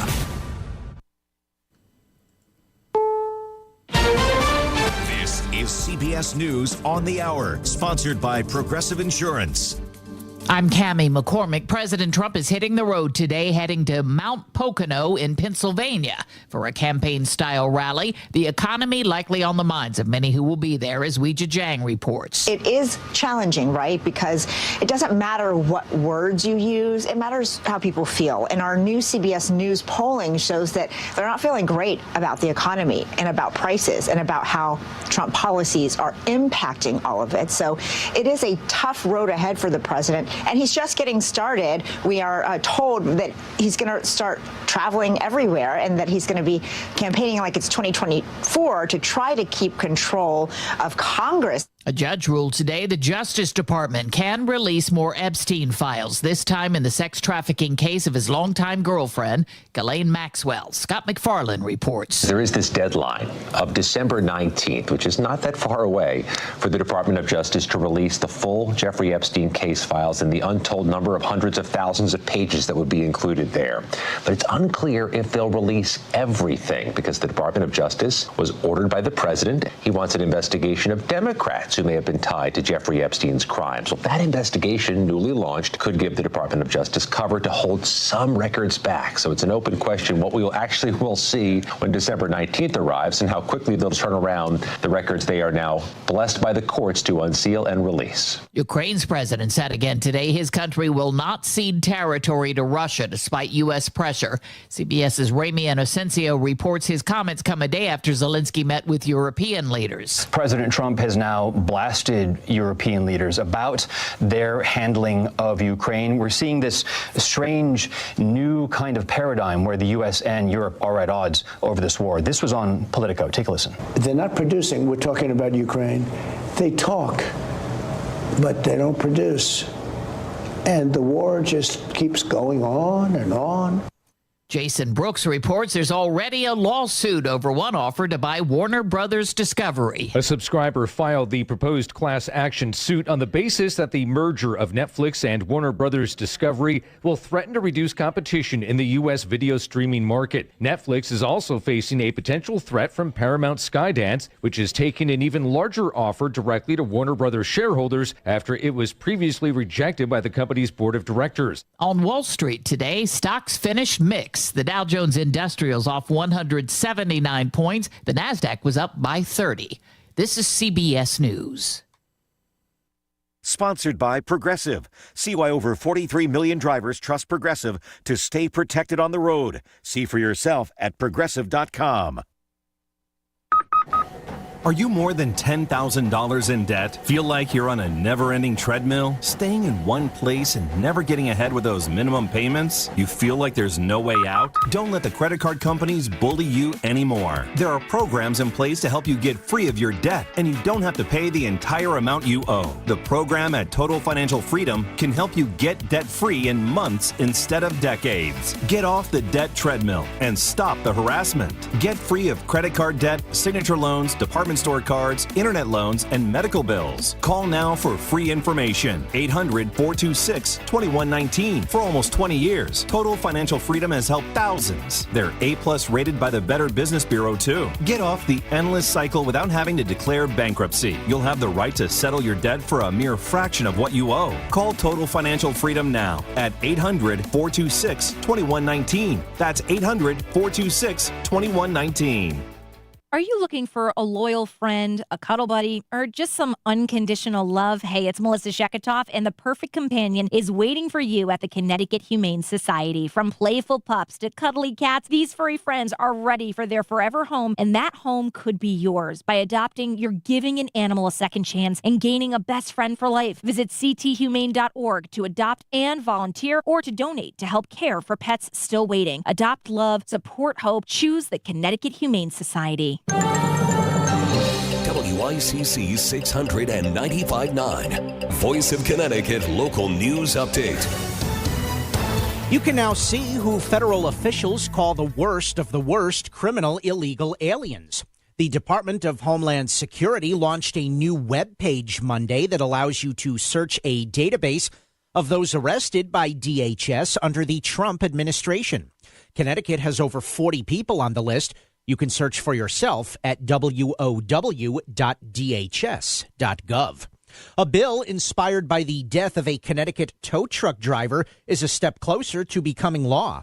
Senator Richard Blumenthal announced Monday his National Move Over Law Day resolution passed the Senate. Blumenthal says the resolution highlights slow down move over laws across the country and reminds drivers to do just that. He says he proposed the resolution in honor of Corey Iodice. The tow truck operator was hit and killed 5 years ago while helping a driver. And a Connecticut man is at a loss for words after his hopes for becoming a U.S. citizen were put on hold. Moises Ricardo came to the U.S. from Cuba 17 years ago. He was due to take his exam to become a U.S. citizen next month, but he was recently told the exam was canceled with no explanation. Ricardo says he needs to become a citizen so he can collect Social Security, but he has no idea when or if he'll be able to become one. He told NBC Connecticut he's truly devastated. I'm Chris Williams with WICC News. WICC Smart MLS Right Now Traffic. 95 northbound over an hour from Greenwich to Bridgeport. The Parkway northbound is the better ride. Wilbur Cross southbound, accident reported, exit 46 at the West Rock Tunnel. New Haven 95 south, you're jamming from Long Wharf into West Haven. And on 84 eastbound side, heavy congestion delays through Danbury going to the Super 7. Traffic report is powered by Columbia Dental in Norwalk, offering cleanings, implants, even oral surgery, all under one roof. Call 203-299-0111 or visit columbiadental.com today. I'm Edge Krause with WICC Traffic. Cloudy this evening and overnight. Some light snow late with a low near 30. A light mix early tomorrow to rain by late morning and during the afternoon. It will be a milder day with a high in the mid-40s. On Thursday, sunny with a high near 40. I'm meteorologist Paul Piorek on WICC.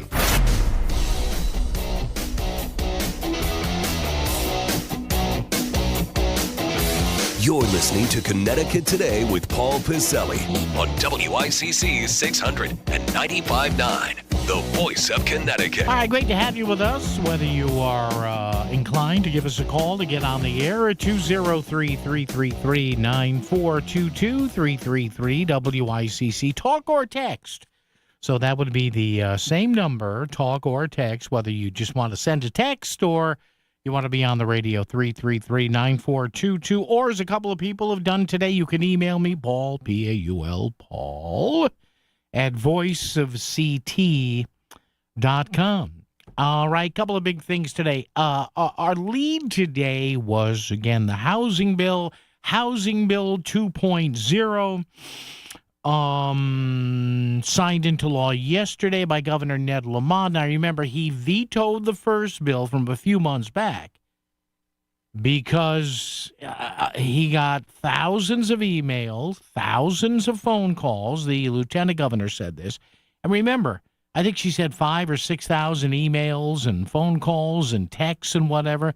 And remember, from a politician's point of view, you have to consider one email or text in a multiple. In other words, well, if one person sent me this from this family or this household, chances are 2 or 3 or 4 other people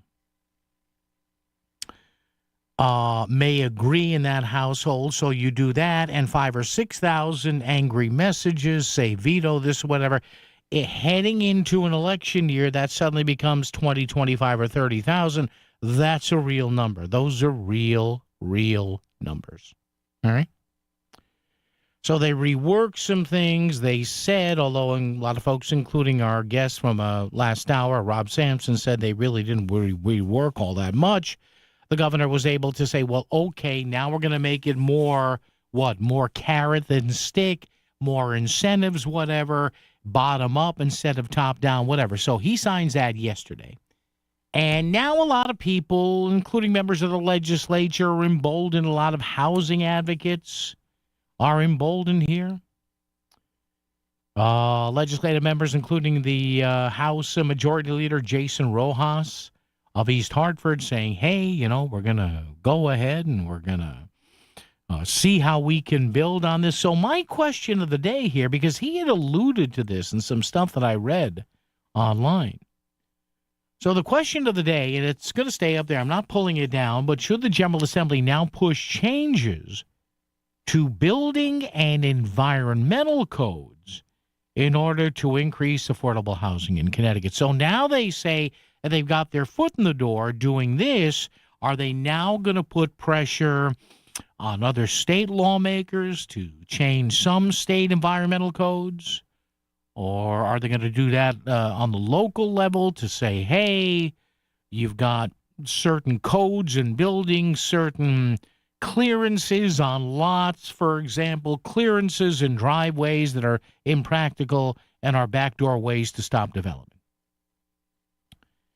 So we start that off as the big Connecticut-based story, and a big start. And we'll get to this in just a bit. We got Megan Portfolio standing by. We're going to talk a little bit of the finances here in the Connecticut Obamacare marketplace. But Australia, did you see what Australia did regarding youth and social media? Great idea. It'll never fly here. We'll get to that more coming up as we roll along with our final hour today. 203-333-9422, 333-WICC as we continue on Connecticut Today.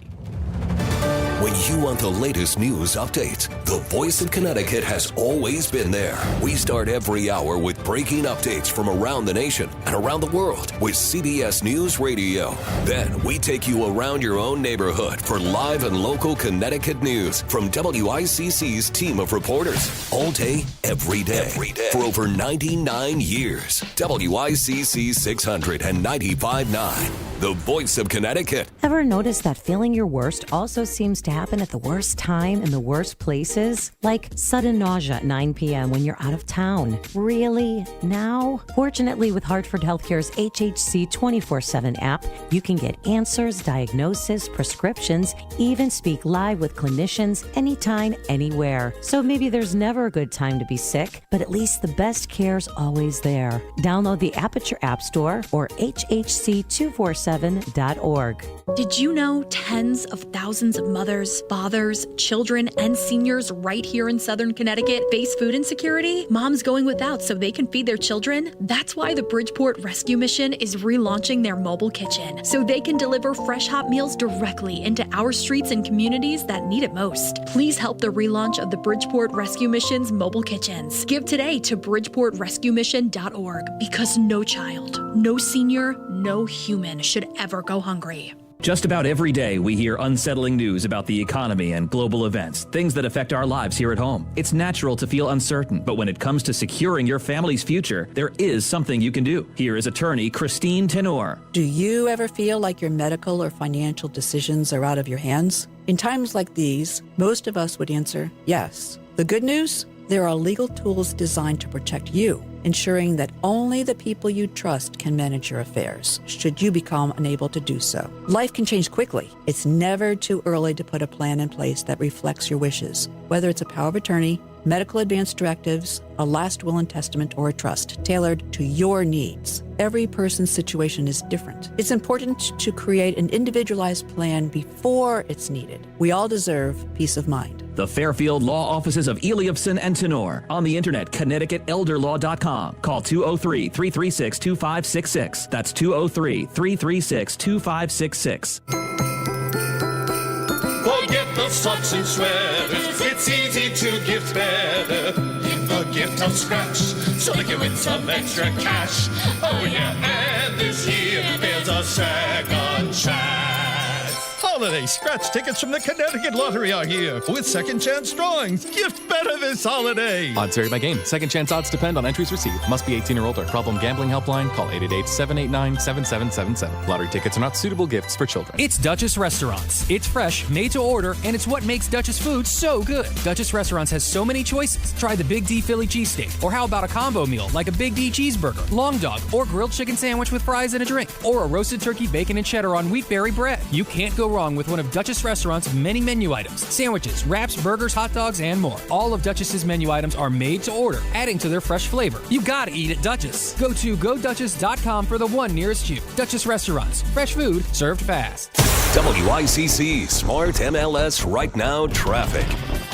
95 northbound, over an hour from Greenwich to Bridgeport. The Parkway northbound is the better ride. Wilbur Cross southbound, accident reported. Exit 46 at the West Rock Tunnel. New Haven 95 south, you're jamming through Long Wharf into West Haven. And on 84 eastbound side, heavy congestion delays through Danbury going to the Super 7. Traffic report is powered by Columbia Dental in Norwalk, offering cleanings, implants, even oral surgery, all under one roof. Call 203-299-0111 or visit columbiadental.com today. I'm Edge Krause with WICC Traffic. For this evening and tonight, some light snow arriving by late at night with a low near 30. A light mix early tomorrow to rain by midday and early afternoon. It will be a milder day with a high in the mid-40s. On Thursday, sunny with a high near 40. I'm meteorologist Paul Piorek on WICC. As soon as you hear it in the news, Paul already has his opinion on it. Back to Connecticut Today with Paul Pacelli on WICC 695.9, the voice of Connecticut. All right, how is everybody? I really do care. When I say how are you, I care. Come on. I'm Mr. Sincerity. I'm oozing, dripping with sincerity. Oh, man. 203-333-9422, 333-WICC.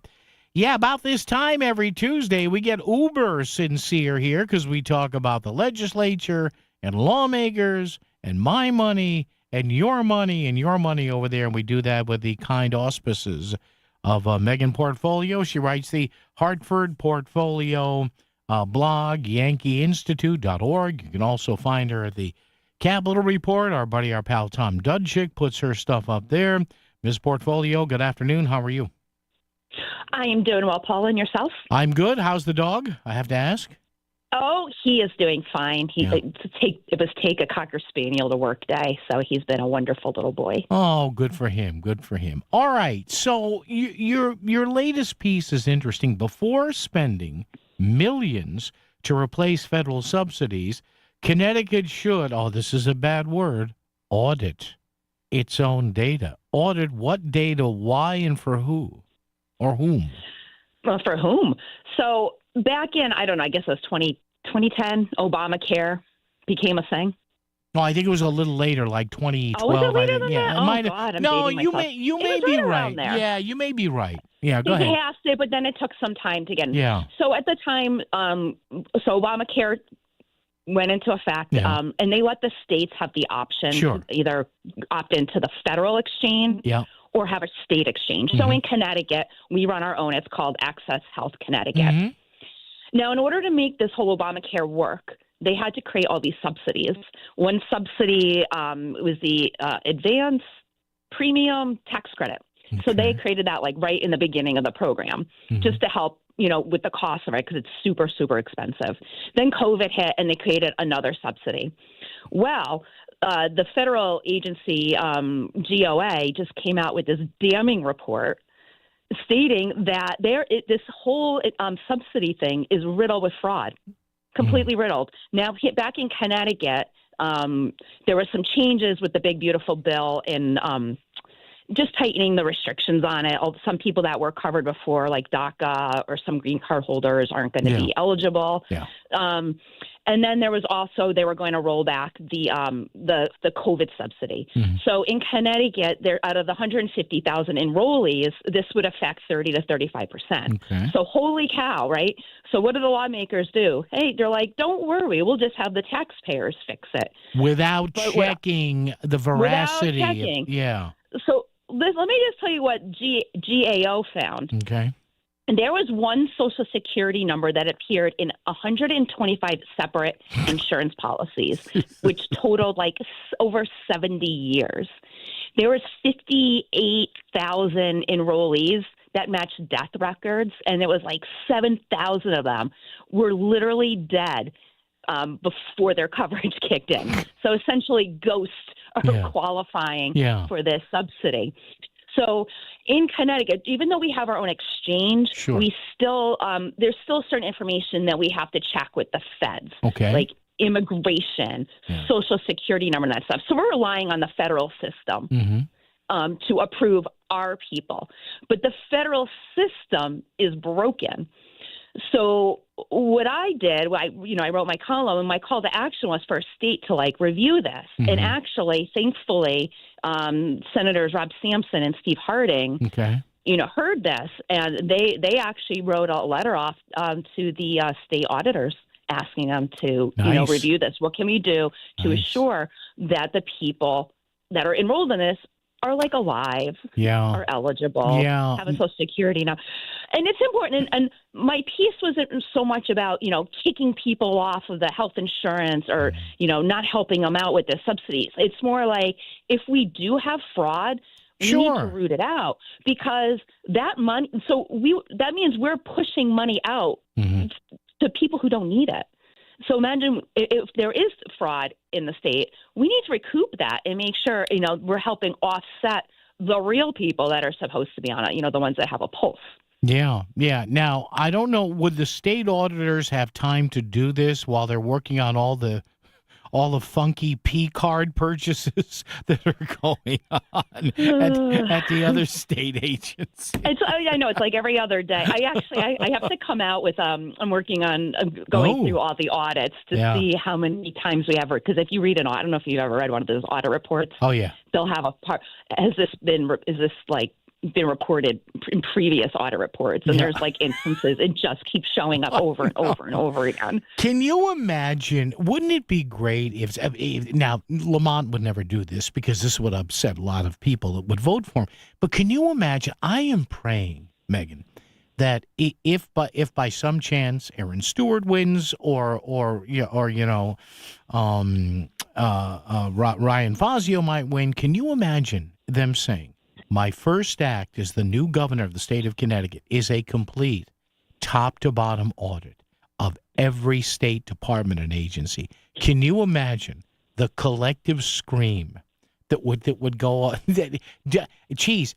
People would lose their minds, but I'll probably lose my mind too, because I will have so many articles to write. I wouldn't even be able to keep up.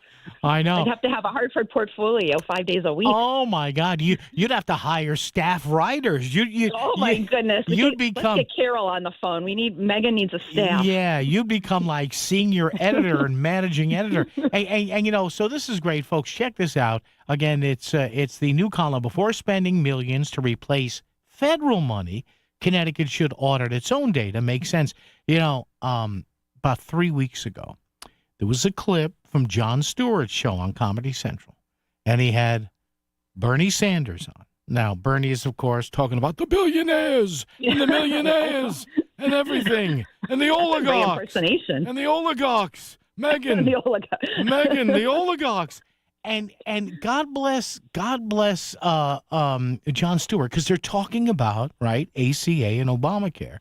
And he was channeling you because he says to Bernie Sanders, yes, John, he says to Bernie Sanders, he said, Senator, why in this whole thing about the Obamacare subsidies are we channeling hundreds of millions of dollars to a lot of the companies that everybody criticizes? He's like, why? What don't I understand here? And Bernie goes, it's a good question, John. It's a very good question. Oh, the political answer. Isn't that great? But that was great. Jon Stewart went full Megan on Bernie Sanders, and Bernie couldn't answer it. Like, hey, you know what? If he went full bigly Megan like all the time, his ratings would go through the roof. You think? I'm just saying. Yeah, but no, honestly, really, it's kind of the same thing where and again, a pox on the Republicans, too, because they always say, well, we've got a better idea. Well, show us the idea. Why do we continue with this idea? Because even now on a state level, you can see it's lunacy, right? It's just, it doesn't make any sense. This is not getting any cheaper. And then there's been a lot of rumbling about having our own, single-payer insurance system here in the state. So, if we can't even manage, and I'm going to preface this, I don't know if we do have fraud. Hopefully it comes back, which it's my money, so I want my money going to where it's supposed to go towards. So I'm hoping it comes back with nothing, no fraud.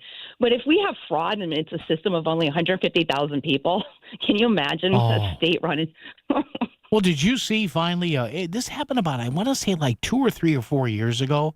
Vermont was fully in overdrive, setting up their own single payer system. And they stopped. It never launched because they ran the numbers and they said, this will never work. And can you imagine what our tax bill would be? Oh my God! So these politicians need to actually stop calling it a source. They're always calling it sources of revenue. Yeah. They need to start calling it taxpayer dollars again, because I think they've become disconnected.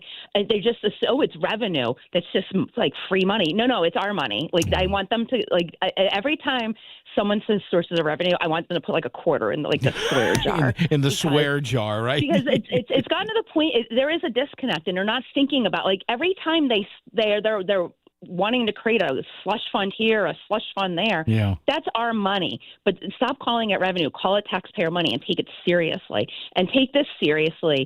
The federal government's saying there's an issue with the way their system is. We need to make sure that people in Connecticut are appropriately, the appropriate people are getting these benefits and not, some shady brokers out there. Because, a lot of these shady insurance brokers are the ones that are reusing Social Security numbers. They are literally the GAO they just basically invented people and paperwork and were able to submit it, and they got approved. And they were getting like $10,000 a month. That's not a subsidy. Great. That's a sugar daddy. That's great.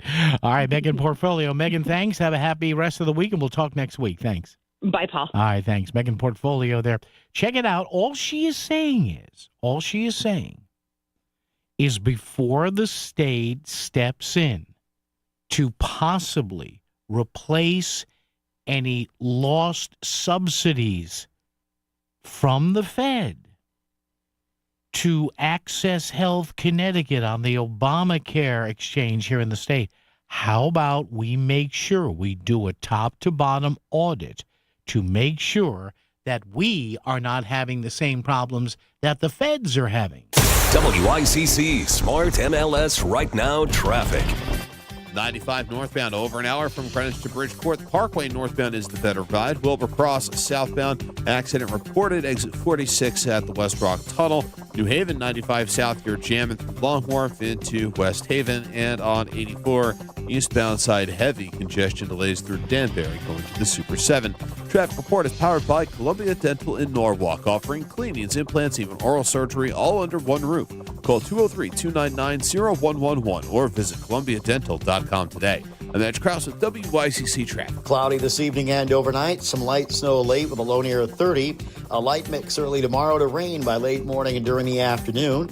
It will be a milder day with a high in the mid-40s. On Thursday, sunny with a high near 40. I'm meteorologist Paul Piorik on WICC. Sometimes the most important personal breakthroughs are made possible by medical ones. And that's why Yale New Haven Health's Heart and Vascular Center delivers the pioneering science of Yale School of Medicine, like groundbreaking research that helped redefine the international guidelines for treating heart failure, and a new procedure to detect coronary microvascular disease, often misdiagnosed in women. Yale New Haven Health and Yale School of Medicine. Together, we're powering breakthroughs with the greatest of care. Hello, my name is Bob Cinto, and I would like to rent you office space. The reason we've done so well is that we put our tenants in front of everything else we do. Your growth is my growth. Your success is my success. And I would love to show you some beautiful properties if you should need space. Thank you. Start online, scinto.com. $5,000. That's the average amount of money people in the U.S. are now spending on gas in a year. $5,000. That's crazy. If you drive, you have to download Upside, the free app that gives you cash back every time you get gas. That's right. You can earn real cash back with Upside just by buying the gas you're already buying. You can literally start earning cash back today. I use Upside every time I fill up, and I've already made around $300. You're putting gas in your car anyway. Why not get real cash back? If you like free money, download Upside. I'm saving the cash I earn from using Upside to help pay for a vacation later this year. Download the free Upside app now to earn cash back every time you buy gas. Use promo code COOL to get an extra 25 cents per gallon on your first tank. You can cash out anytime right to your bank, PayPal, or a gift card for Amazon and other brands. Just download the free Upside app and use promo code COOL for a 25 cents per gallon bonus on your first tank. That's code COOL for a 25 cents per gallon bonus. This is WICC 695.9, the voice of Connecticut. CBS News Brief. The Trump administration's announced a proposed settlement that could force millions of student loan borrowers back into repayment. They had been granted a reprieve under the Biden administration. Here's Stacey Lynn. The program reduced interest and provided a path for loan forgiveness after 10 years of repayment. If approved, millions of borrowers will be left scrambling to find another option to repay their debt. President Trump will travel to Pennsylvania later today to discuss the economy, as Weijia Jiang reports. It's going to be really important for the president to try to translate his economic policy into a message that actually resonates with people, and it's tough tough because no matter what words do, it's what people feel that matters. Trump's speech will hone in on gas prices, which have dropped, but a recent CBS News poll found 60% of respondents felt the president makes prices and inflation sound better than they really are. On Wall Street, stocks finished mixed. CBS News Brief. WICC 695.9, Voice of Connecticut Local News Update. Connecticut is taking steps to make housing more affordable.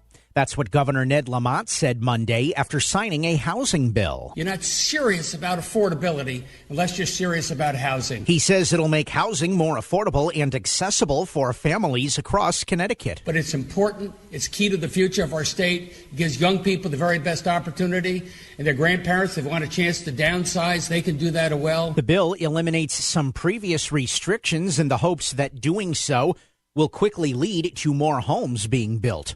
Republican House Minority Leader Vin Candelora told CTMirror.org it's wishful thinking to believe giving private equity developers free rein will solve the state's housing problems.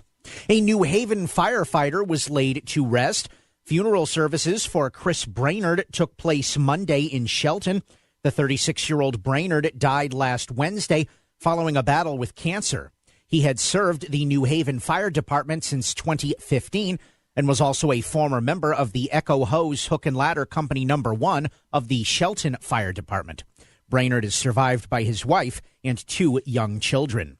The state has dropped criminal charges against a Fairfield University student who was arrested for promoting a fake SantaCon event on Instagram last month. The actual SantaCon party took place at Jennings Beach in Fairfield this past weekend. Emmett Blaney had faced charges of disorderly conduct and third-degree criminal trespass after using a fake address belonging to a private resident to advertise a false, unsanctioned gathering. Connecticut nurses and other healthcare workers say new federal student loan rules threaten the future of the profession. At a Monday news conference, healthcare union members stood with Senator Richard Blumenthal to criticize changes that are part of the so-called One Big Beautiful Bill Act, which cap graduate borrowing at $100,000. Here is the definition of stupid. At a time when you have a shortage of nurses, put unrealistic, cruel, dumb caps on student loans for nurses. That's what not to do, but that is exactly what the great, big, beautiful bill of Donald Trump is doing. The Education Department also removed nursing from its list of professional degree programs that would limit available aid. Federal officials say the move is meant to prevent nurses from taking on unmanageable debt. Blumenthal argues it will deter people from entering the field. Absentee ballots are now available ahead of the first Selectmen's special election in Fairfield in February. Democrat Christine Vitale, who took on the position following the passing of Bill Gerber, is facing a challenge from Fairfield Republican State Senator Tony Wong. It is a tremendous honor to have served as the state senator for the 28th district. But meanwhile, the whole time, I have always represented Fairfield. Campaigns say you can also begin requesting lawn signs from candidates now. The election will be held February 3rd. The Better Business Bureau is warning Connecticut shoppers to be on the lookout for scams this holiday season. The BBB says it's seeing multiple scams, particularly online, including fake websites, phishing scams, and even on TikTok Shop. In a conversation with WTNH-TV News 8, Kristen Johnson from the Better Business Bureau gave some tips on how to identify fake online purchases. They can pay, just like any reputable business, to get their website to the top of your search, but that doesn't make them real. They also pay to get themselves on Facebook and Instagram. Look at the URL at the top. Does it start with HTTPS? The S stands for secure. That means when you use a credit card, it will be secure. Does it have that little lock symbol in the URL? Johnson also warned that if a business does not accept a credit card, then it's likely fraudulent. She also recommends that you always take a picture of what you're buying in case you ever need to dispute a charge. Flurries tonight could leave a coating of snow in some places. A fast-moving weather system will bring milder air and precipitation into Connecticut tomorrow. For most of the state, it will be a cold rain. However, up to a couple of inches of snow is possible in the Northwest Hills. UConn's new football coach believes he has found the perfect place to surround himself with winners. The school introduced Jason Candle Monday. He comes from Toledo, where he coached for 10 years and never had a losing season. Candle says he looks forward to talking to UConn basketball coaches Dan Hurley and Gino Auriemma. He says they're what success looks like across college athletics. And one of Connecticut's most iconic pizza brands is opening up another location in Fairfield County. Frank Pepe's Pizzeria has finalized a lease for an over 3,500 square foot location on the Post Road in Westport. This will be Pepe's 18th location along the East Coast and is expected to open in the summer of 2026. I'm Chris Williams with WICC News. WICC Smart MLS Right Now traffic. 95 northbound over an hour from Greenwich to Bridgeport. Parkway northbound is the better ride. Wilbur Cross southbound. Accident reported. Exit 46 at the West Rock Tunnel. New Haven 95 south. You're jamming through Long Wharf into West Haven. And on 84 eastbound side, heavy congestion delays through Danbury going to the Super 7. Traffic report is powered by Columbia Dental in Norwalk, offering cleanings, implants, even oral surgery, all under one roof. Call 203-299-0111 or visit columbiadental.com today. And that's Krause with WICC Traffic. For this evening and tonight, some light snow arriving by late at night with a low near 30. A light mix early tomorrow to rain by midday and early afternoon. It will be a milder day with a high in the mid-40s. On Thursday, sunny with a high near 40. I'm meteorologist Paul Piorek on WICC. If Norwalk is talking about it, so is Paul. Connecticut Today with Paul Piselli on WICC 600 and 95.9, the voice of Connecticut.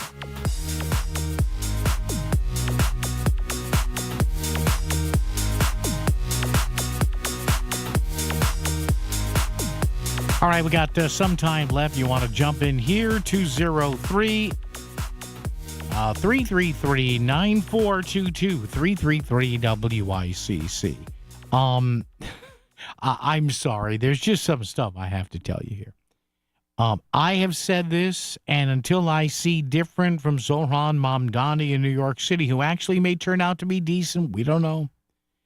But the most incompetent mayor in the U.S. continues to be Brandon Johnson in Chicago.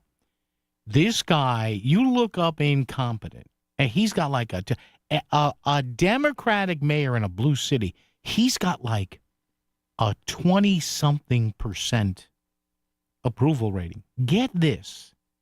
This is how fiscally just messed up Chicago is. I mean, I know you think Hartford's bad. You think New Haven, Waterbury, Danbury, Bridgeport, it pales in comparison to the sheer incompetence of Illinois and Brandon Johnson in Chicago. This from a TV station in Chicago. Mayor Brandon Johnson offered a significant change to his corporate head tax on Monday to try and secure the votes that would be needed to pass the budget plan. It may backfire, though, on him as the Chicago City Council digs in, prepared to present their alternative budget as soon as Wednesday. Okay, so this is a budget battle, but this is how dumb he is. He is proposing, because he needs the money, because, again, like a big city blue mayor, they spend money like crazy. And with all the illegals in Chicago, I mean, Brandon Johnson, who is African-American, he gets yelled at and screamed at by black voters, Hispanic voters on a regular basis. He wants to tax Chicago. Now, you talk about lunacy here. You talk about indicators that you have no clear vision. He wants to tax Chicago companies with more than 500 employees at $33 per employee per month. The original plan impacted companies with more than 100 employees, charging them $21 a month. Why is he taxing them? Because he needs the money. In other words, it's a head tax. Who does that? This is the definition of dumb. Well, they need the money, Paul. Well, yes, so you're going to tax company just because an employee exists. God. Oh my God. What I got to be careful here. What incompetent government.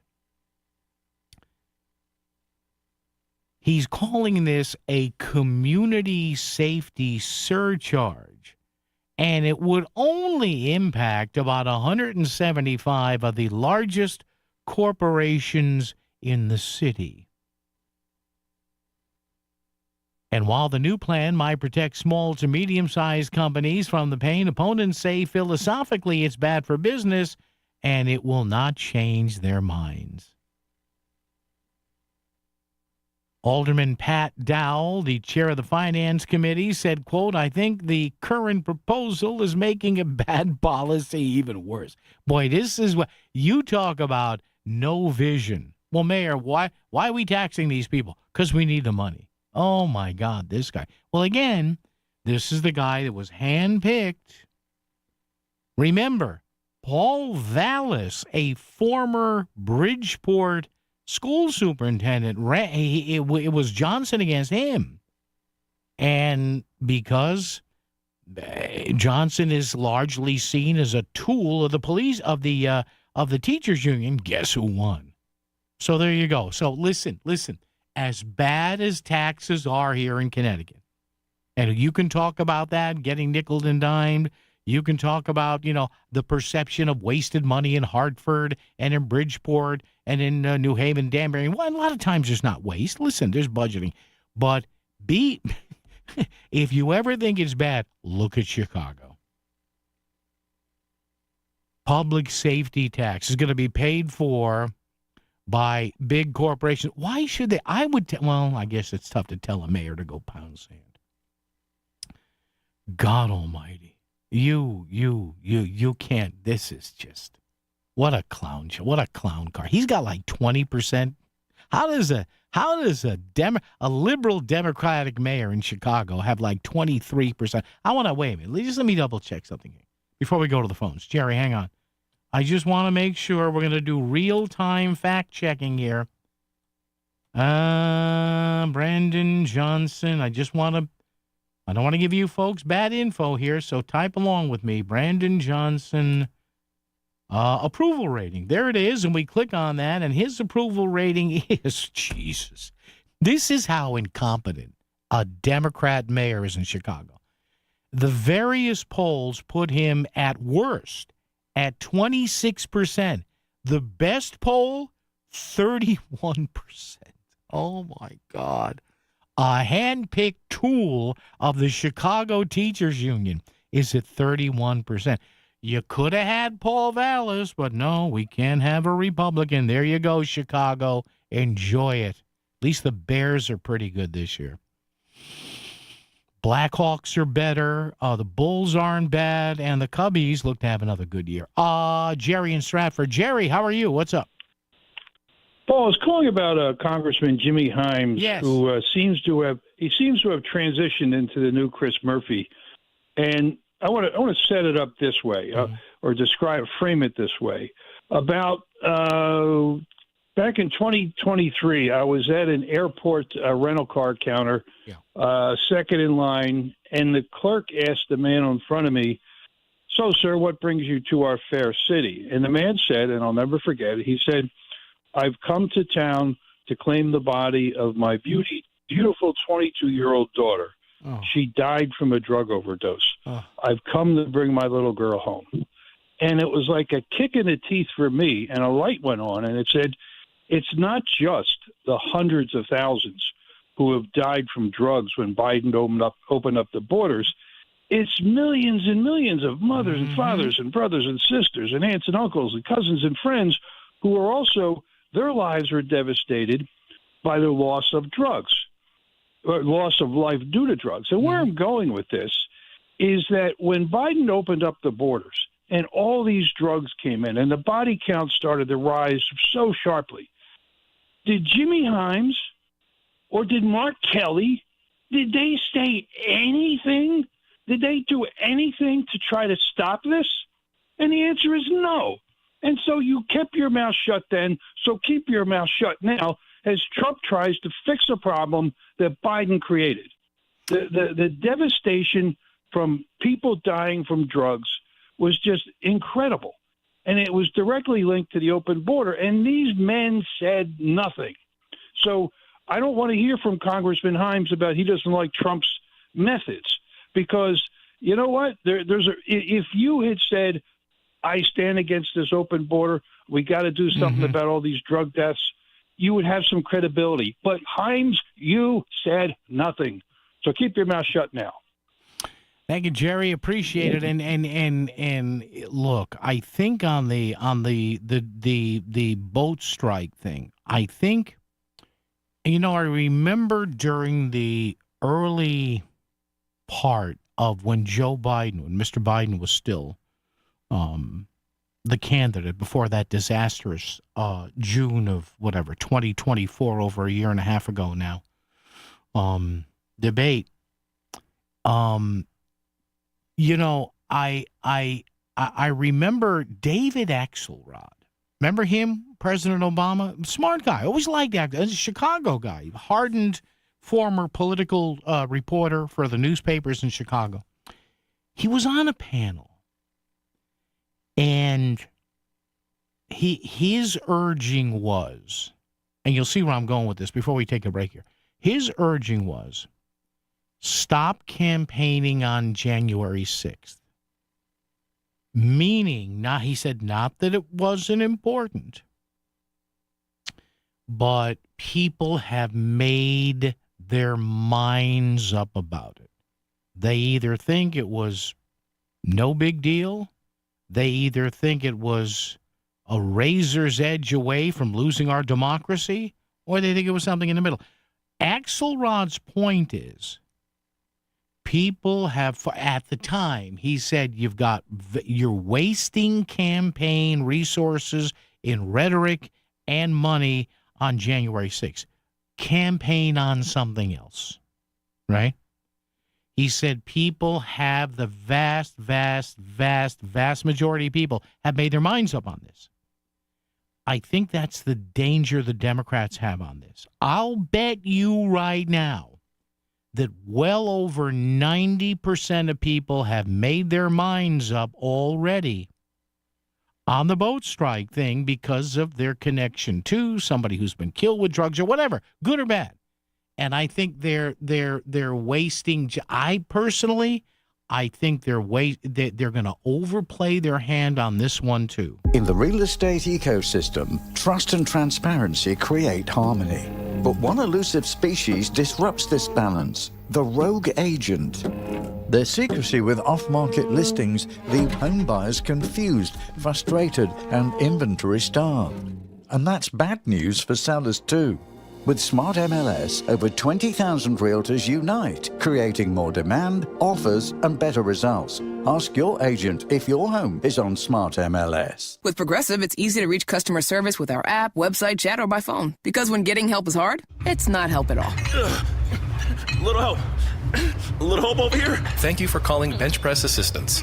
What? Due to excessive gym volume, all available spotters are currently lifting heavy weights off the chests of other bench pressers. Seriously? Please continue to hold, and we will remove the barbell from your chest in the order in which your cry for help was received. Getting assistance should be easy. With Progressive, it is. Progressive Casualty Insurance Company and Affiliates. The holidays are a time of traditions, like making your great-grandmother's secret pudding recipe, or watching that favorite movie you've seen 1,000 times. These moments keep us connected to family, to memories, to meaning. They remind us where we come from and what matters most.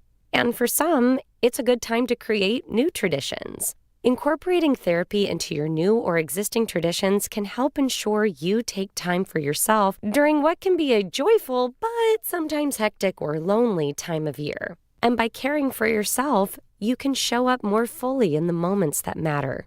Maybe you'll find a new hot chocolate recipe to make with the kids, or reserve every Saturday night for you, your book, and some quiet. Close the year with clarity rather than chaos. This December, start a new tradition by taking care of you. Just call pound 250 and say the keyword ABC Radio. That's keyword ABC Radio after calling pound 250. WICC Smart MLS Right Now traffic. 8 and 25 connector southbound. The exit going to 95 north is blocked with an accident. 95 northbound over an hour from Greenwich going through Fairfield. The lower Merritt will save you the most time. In New Haven, 95 south jamming through Long Wharf into West Haven. Wilbur Cross southbound volume delays through Hamden down to the tunnel. And on 84 eastbound crawling along through Danbury into the Super 7. Traffic report is powered by MJ Thomas Jewelers. Looking to buy or sell gold? Visit MJ Thomas Jewelers in Stratford for expert service and great deals. Their knowledgeable staff is there to assist with all your gold needs. For more information, visit mjthomas.com. I'm Matt Krause with WICC Traffic. Cloudy this evening and overnight. Some light snow late with a low near 30. A light mix early tomorrow to rain by late morning and during the afternoon. It will be a milder day with a high in the mid-40s. On Thursday, sunny with a high near 40. I'm meteorologist Paul Fiorek on WICC. A place where you can complain freely. In fact, we encourage it. The voice of Connecticut, WICC 695.9 and Connecticut Today with Paul Pacelli. Boy, a couple things I want to end with here. Just, interesting stuff here. This Brian Walsh murder trial is underway. Prosecutors continue to work to prove he killed his wife, Anna Walsh, around New Year's Day in 2023. If you've been following this, there's no body, but they found her DNA on bloody tools and everything. This is one of those cases where, when you watch reports about this, this just reinforces that you may be arm's length or closer from an absolute grade A sicko who should be on death row and not even know it. What do I mean? Well, if you've watched any coverage of this, you see video they found from, I don't know, was it Home Depot? He went to stores to buy stuff to clean up after his wife's murder. And you see him buying, solvents and rags. And you're saying to yourself, and I'm watching this going, with the clerks, the guys and the gals waiting on him in whatever stores, right? Did they have, of course they didn't probably, but can you imagine now when they're looking at that, right? They're looking at that footage, that video from the store surveillance cameras and going, holy Jesus, I waited on this guy. See, this is what I mean. I love people, don't get me wrong. But I let very few people get close to me, both emotionally, mentally, and physically. It's just like, wow, right? Watch this video. Okay, sir, that's 3 jugs of bleach, 3 packages of vinyl gloves, a squeegee. So what are you doing, sir? You doing some construction work? Oh my God. And again, it just shows you how mentally deranged you have to be to commit murder. If you're not defending your family or you're not in war, anything else, like he never thought he would get caught. Come on. Just think about that. Watch this video. All these people waiting on him, cashier, checking. Hey, sir, have a nice day. Okay, I'll see you later. I have to go and dispose of my wife's body. Oh, my God. Yikes. And we'll end on this, and I'm sure Melissa will have a lot more on this tomorrow morning in the coming days. Do you see this? Australia has now banned social media for kids. Amen. Now, you could never have this here in the U.S. You would have, Mark Zuckerberg at Meta and Elon Musk at X. Oh, my God. They would unleash hordes, armies, fusillades of lobbyists in Congress. Australia, this is a Reuters story. Australia has become the first country in the world to ban social media for kids under 16, blocking access to platforms including TikTok, YouTube, Instagram, and Facebook. 10 of the biggest platforms were ordered to block kids from midnight on Wednesday or face fines of up to $33 million. Now, that's coffee money for these companies. But, oh, my God. How about that? Are you kidding? That what can you? I would pay to sit in the halls of Congress and watch the lobbyists from Meta and X and all these people just chase down members of Congress like hyenas. Oh, my God. Can you imagine? All righty, let's put a capper on it. Traffic and weather together right here as we bring it home on WICC. WICC Smart MLS Right Now traffic.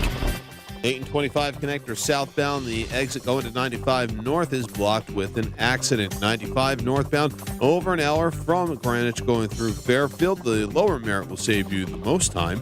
In New Haven, 95 south jamming through Long Wharf into West Haven. Wilbur Cross southbound volume delays through Hampton down to the tunnel.